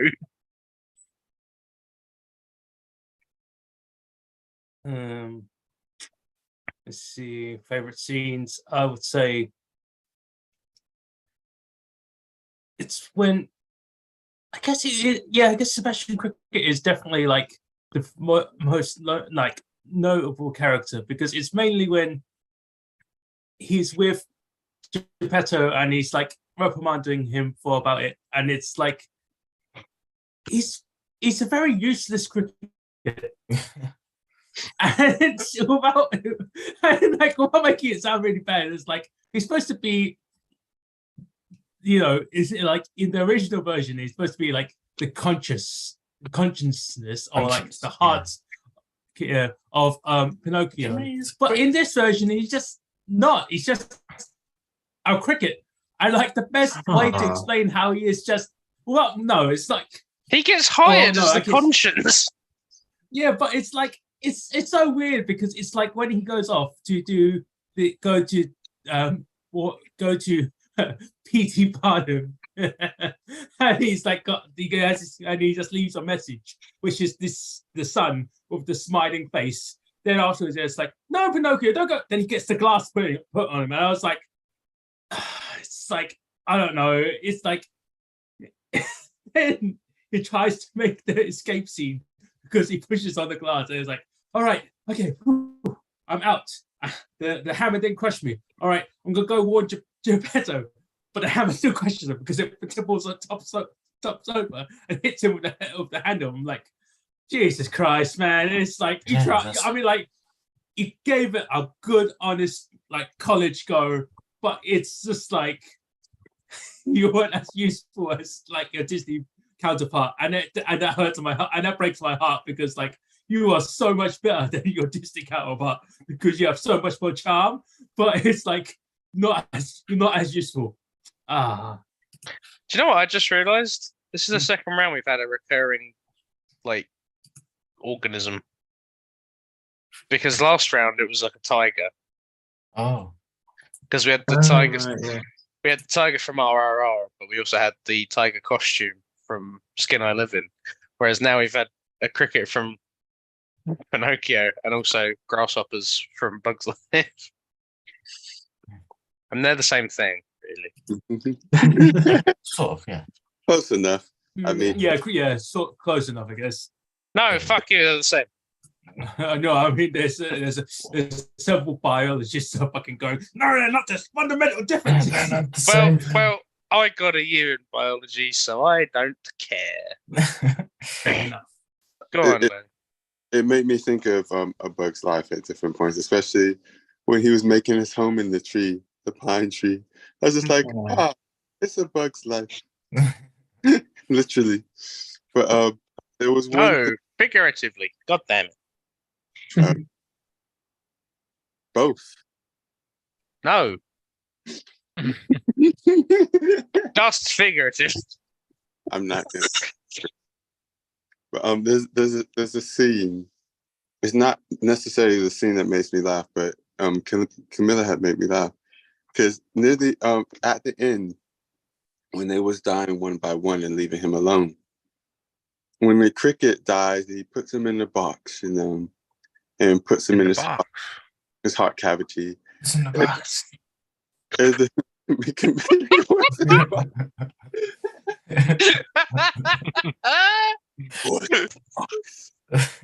Seven would have been really different if there's Pinocchio. Jesus. Why is Jimmy there a grasshopper head in here? Why? Why did you bother? But this is the point. She was just like, you know, that's kind of creepy though. I was like, what do you mean? Just imagine. He's like, oh, what's in there? I'm just carrying around my dead friend. Like, what? I'm just like, You're not wrong, which is the point, right? Yeah, you're not wrong at all. It just sounds worse if you say it out It loud. should say it's bad manners to ask what's inside people's holes. Oh, Jesus Christ, I think what? Fuck.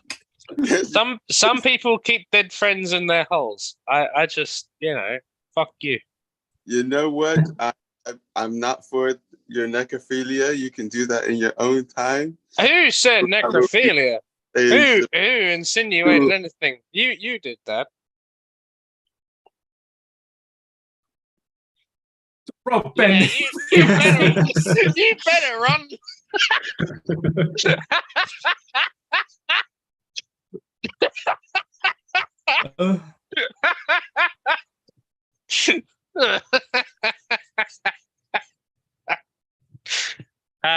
Lovely.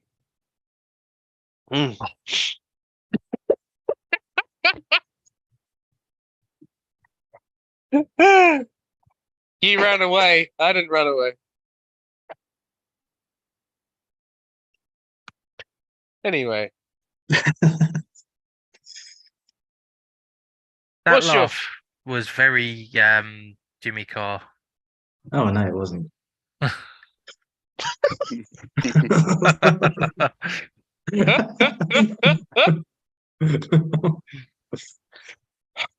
Rob, favorite scene?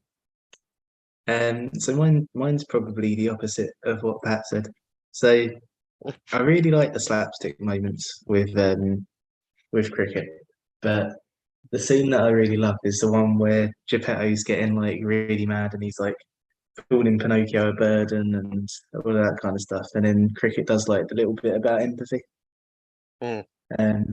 Yeah, I think that's a really sweet scene because it's like, I don't know, you kind of get what's going on with Geppetto because it's like nothing's ever gonna replace the son that you outlive, right? But yeah, that little bit where cricket's just talking about empathy and all that stuff, that gets me, and that's what I like. Wait, are you talking about the scene where Geppetto kind of like halfway walks away from when listening to half the speech? Because Yeah, I mean, Geppetto wasn't as interested in it as I was, but okay, cool. I was thinking, didn't he like walk away from when he was doing the big speech about it? And afterwards, Geppetto like walks away, and Cricket was like, "What? Where are you going to get my son?" And I was like, it reminded me of Deep Blue Sea with Samuel L. Jackson. When he gets eaten by the shark. What a reference! Because he gets like it's a crowning moment. It's like the only favorite moment of that film is where he has that big speech, and while he's giving the speech, the shark eats him. And so this is like while he's doing the big speech, he walks away. It's kind of like, imagine if you had Independence Day where we had the president giving that really cool awesome speech, aliens dead before he could say, "This is our independence." It's like aliens came. It's like, what the fuck happened there? It's like the speech got cut short, and that's kind of funny to me. But that also plays into the cricket. It's also kind of like useless because even his speech gets cut short. But that's kind of his point, though, right? Because like every time there's like these big emotional highs, even when he's creating them, cricket just like he gives you the relief at the end of it with a bit of slapstick. That's true. Okay, fair. It's enough. like at the start where his house gets destroyed. Like you've got like this, because that's one of the darkest scenes, right? Because like Geppetto's drunk and he's like thrashing everything around, and then you've got cricket just being like, "Oh, hang on." I do like the idea that someone just cuts someone off mid-sentence and walks off, and you're like, it's just like Independence Day. No, it reminded me about it. It just reminded me about if suddenly you had a really awesome speech, like you do have in a lot of like older movies, but if the speech suddenly just got cut short, it's just like that was a bit left field, but fair enough. This is something I like about Sebastian J. Cricket, though, because like he does give these speeches and is generally kind of not heard until kind of like the end when he's saying like about the escape plan and stuff. But when you hear Pinocchio talk to people, you can see that he actually did hear a lot of what he said. Like when he's talking to Candlewick, and Candlewick's feeling upset because he feels like his dad doesn't love him, and Pinocchio says the exact same thing that Sebastian said to him, and I was like, ah. And it's something that you don't even necessarily think Pinocchio even heard, but it's something that actually like affected him quite deeply. Mm.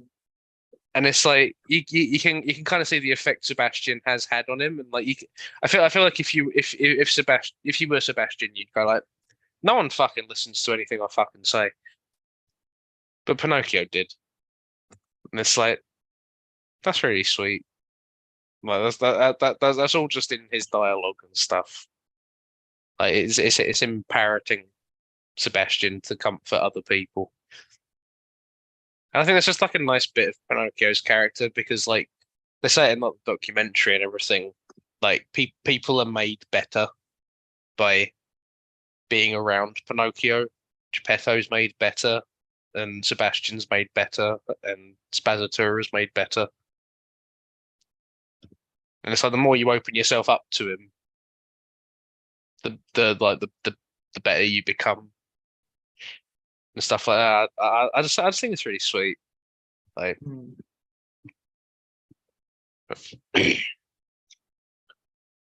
what you got, Ben?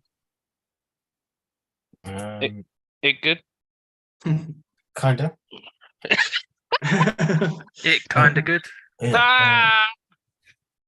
I suppose It's there was good. lots of moments, like you said, like all the Sebastian J. Corrigan stuff was great. But the Geppetto stuff was great too. And I think the first time Pinocchio dies, I think it was one of the most significant when he first goes into the underworld. And yeah, he comes face to face with what would you call them? The rabbit kind of like caretakers of the underworld, whatever they were. And then he meets the Sphinx, who tells him the rules and everything like that. I think that whole sequence is probably my favorite. Just the imagination involved in it was just so Guillermo del Toro. Mm-hmm. I'd agree with that. I do really like the music. Like when they're singing about his like death song and all that. I think that's a really cool little sequence.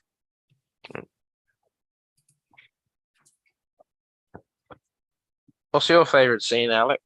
Oh, well, I'll tell you. I really like that whole end part, like just that whole ending narration from Sebastian. I think that's what sews the movie like completely up. I don't know. This is what makes it like just like such a pretty film, I guess. Like it doesn't make death something to be scared of. It just makes death something to be accepted. And I don't know. You're almost just kind of like, I hope I have something so peaceful. And yeah, I've never been so at peace with watching just multiple characters die in a row. it's just everyone's just so content with it, and it's just that he's just saying about their lives and things like that, and it's just like and they just naturally come to an end, and I hope Pinocchio's did also naturally just come to an end, but like I guess that's the way of it, and it's just like man, that's just such a I don't know, just zen way to go about it. Like, I mean, I have a lot of things. I have a lot of fucking moments about this that I really, really like. But I think that's probably like the standout, I suppose. What are the other parts? I really like the Mussolini part. Just because like I watched it and I was like, cool, this song's horrible. And I was like, it's probably something that a young kid would pick together though. He's just like, how can I wind up Mussolini? I know, I'll make this song about poo. And it's enough to wind Mussolini up enough that he's willing to shoot something. Just like, yeah, that's good. Shoot Like him. that. Boom. Here. I like that bit when they got the tower, him and Candlewick. And they realize they both just kind of fought over the same thing, and they both got each other's flags, and they just laugh at each other for a bit. I think that's really cute. God, I really like. I like everything with La Volpe in it. I think he's a really, really good villain. I like his song. He actually wasn't like the original villain when they started out. Actually, I think it's actually quite nice. There's like a big beardy guy at the circus. He's in like the background, so I don't know if you guys pick him up. He was originally supposed to be like the villain. He was meant to be like the Stromboli kind of character. And at one point, Guillermo went, "I think our villain is crap. Can we start again? Can we have like a different guy?" And then they just had to pick. They had like a character design, and he just went, "That guy. That guy, I think would work a lot better as our main villain." And yeah, they just added him into the thing. I really, yeah, I think La Volpe's like just a great character. I really like him. Any scene he's in.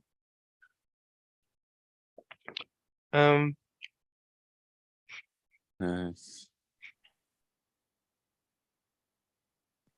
But yeah, there's definitely some janky stuff with the plot, which I'm happy to go into.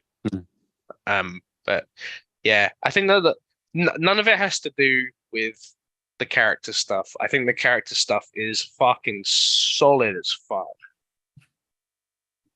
Like no one, at no point am I going like, he wouldn't make that choice.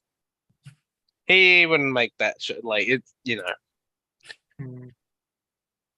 I mean, like, yeah, the characters are very.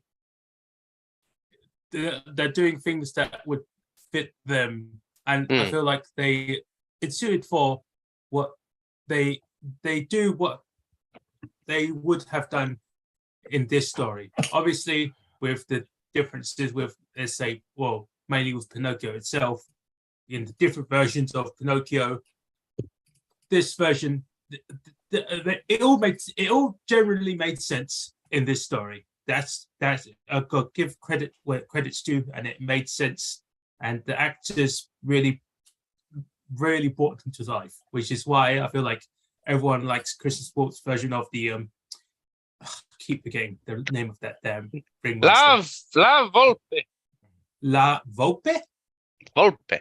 Volpe. La Volpe. And it's Italian for le fox. The fox. Oh, right. Okay. Which makes sense.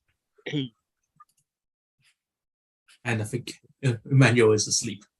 Emmanuel might be asleep. But yeah, most of my points hemorrhage when we get into the dogfish stuff. When they've been swallowed by the dogfish, that's when I'm like, "Ow, fuck's sake!" And we get into like, "Oh, he just happened to sneeze at just the right point to blow them all out of his blowhole." But like they're like this close to hitting the fuck's sake.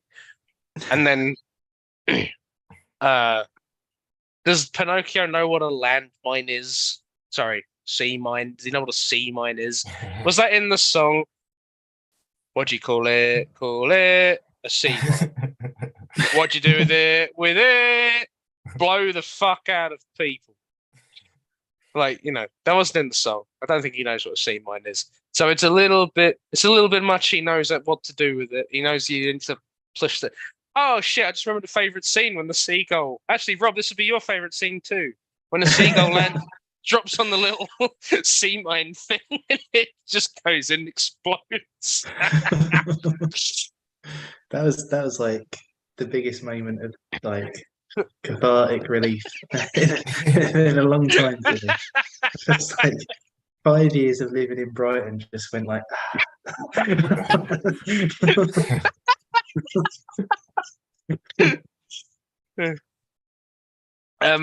Yeah, when he like falls down the little waterfall in the dogfish, and then he swims back up the waterfall to do the scene. I was annoyed at that. I've said about the bomb exploding him up into the air, and then he falls onto the exact same rock that Love-Olpe's waiting for him on. Mm. Yeah, there's stuff. Yeah, that's fair. I think compared this to the original, what's one thing I do prefer in the original is that I think they gave Monstro, the dogfish is based on, is more menacing and more terrifying in the original, just because he is actually just a legitimate, normal, classic whale that breathes air properly as actually a mammal.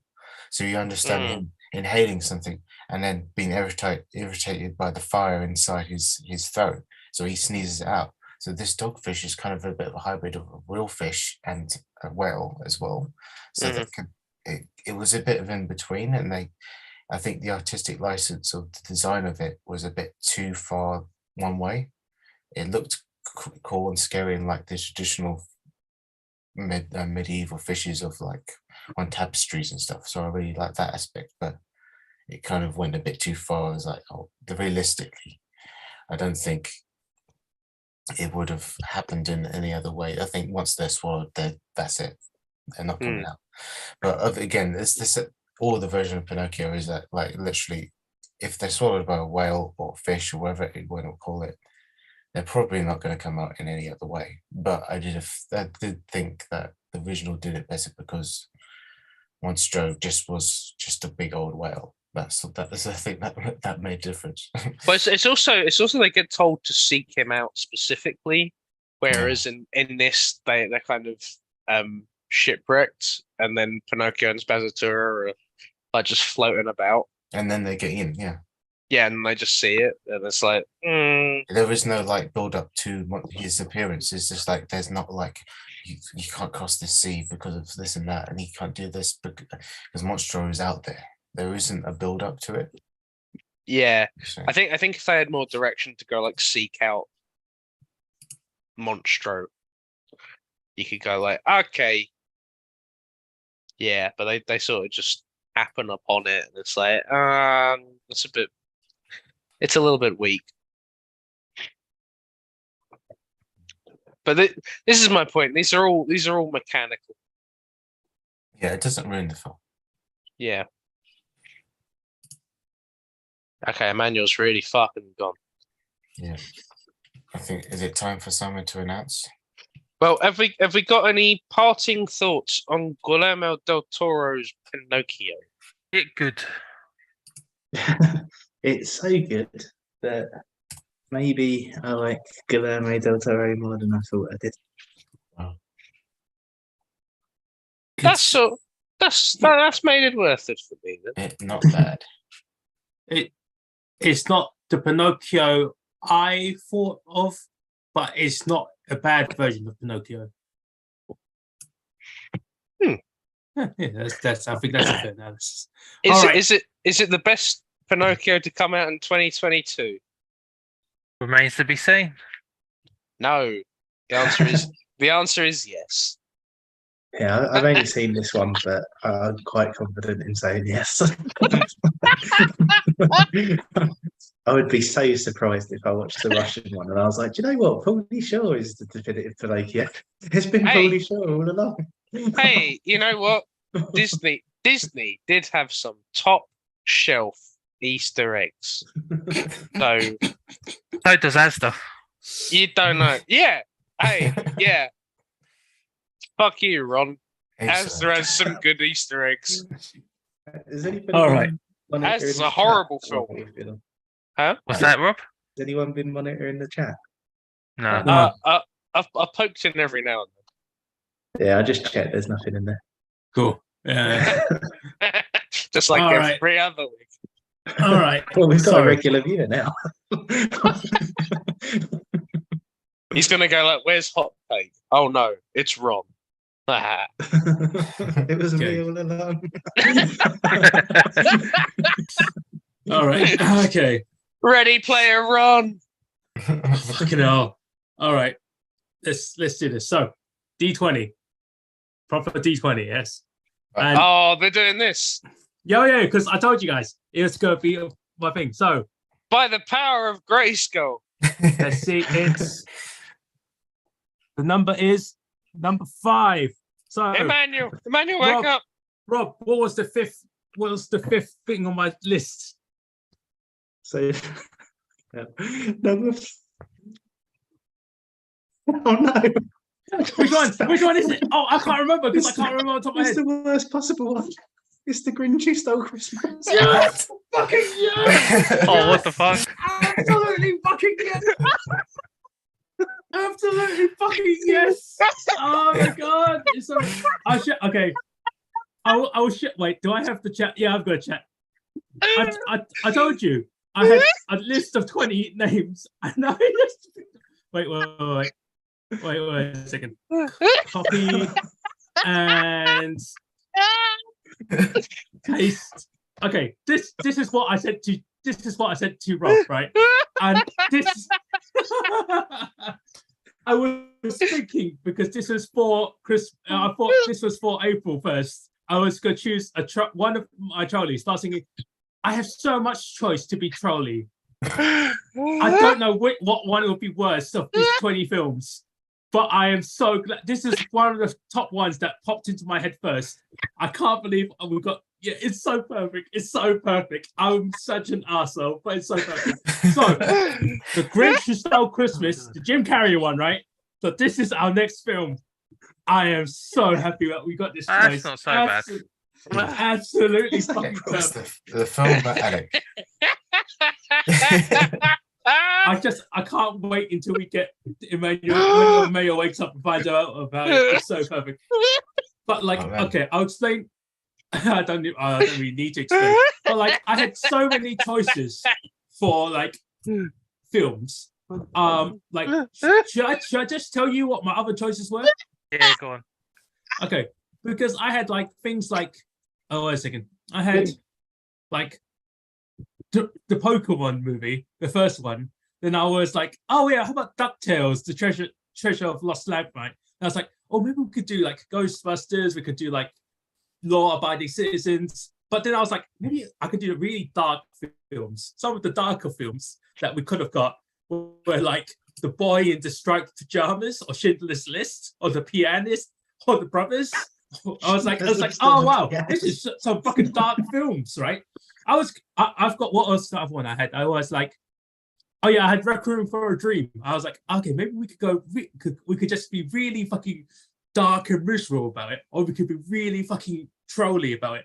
I am quite happy that I got one of the trolley films. Oh man, Fucking perfect, absolutely perfect.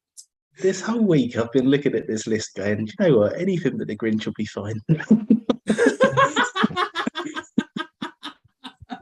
Oh, yeah, I think Rob hinted at that. Oh, there were some Christmas movies in this, but it probably won't happen.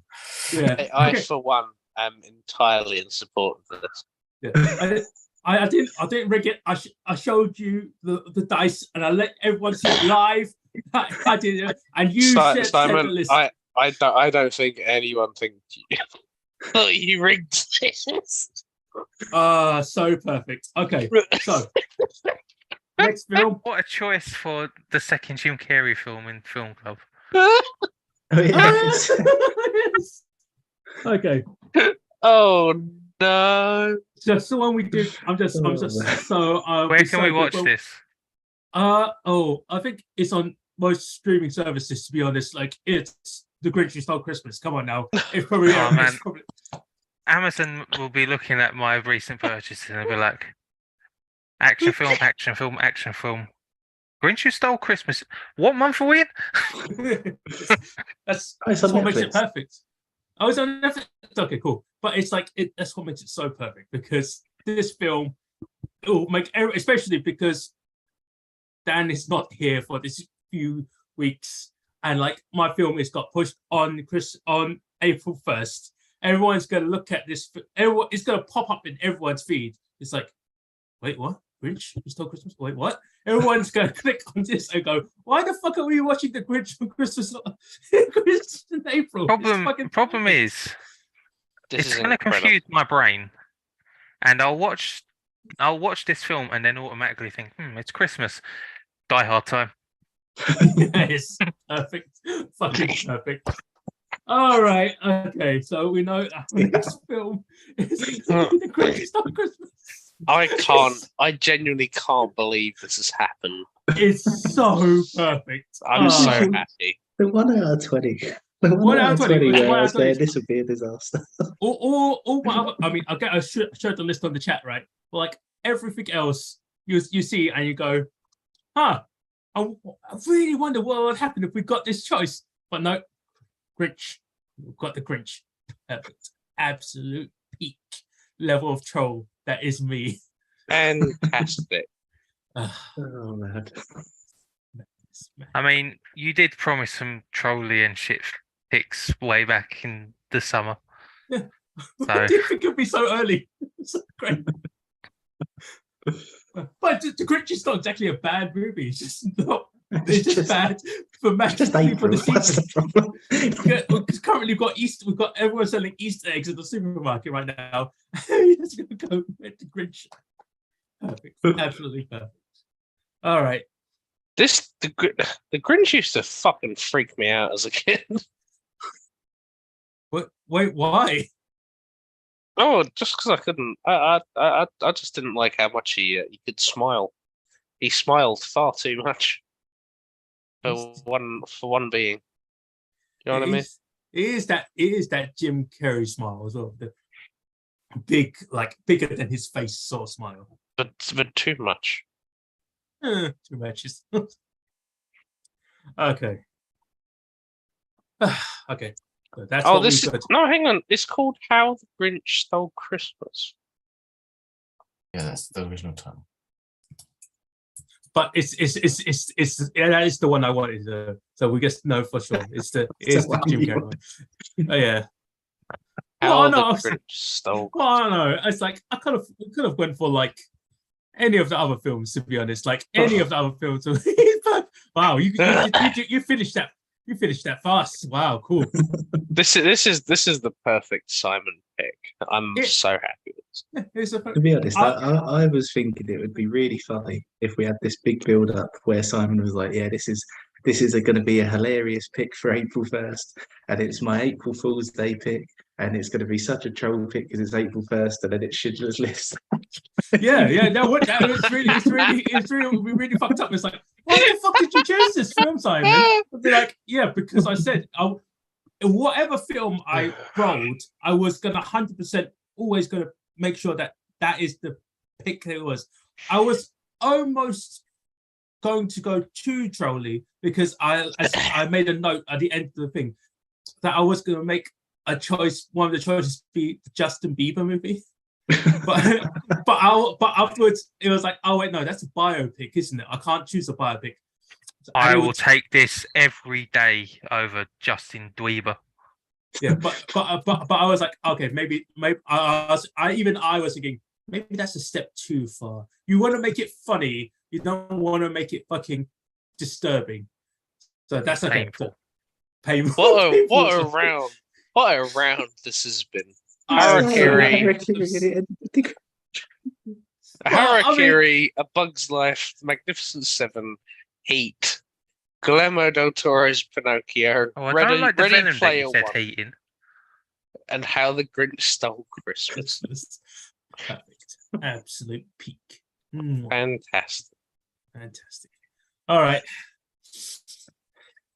Good. Good. Oh, God. Yeah, it's perfect. It's absolutely perfect. All right. I think we'll have to end it there because I'm this late. I gotta still get the. I still gotta watch the movie afterwards. All right.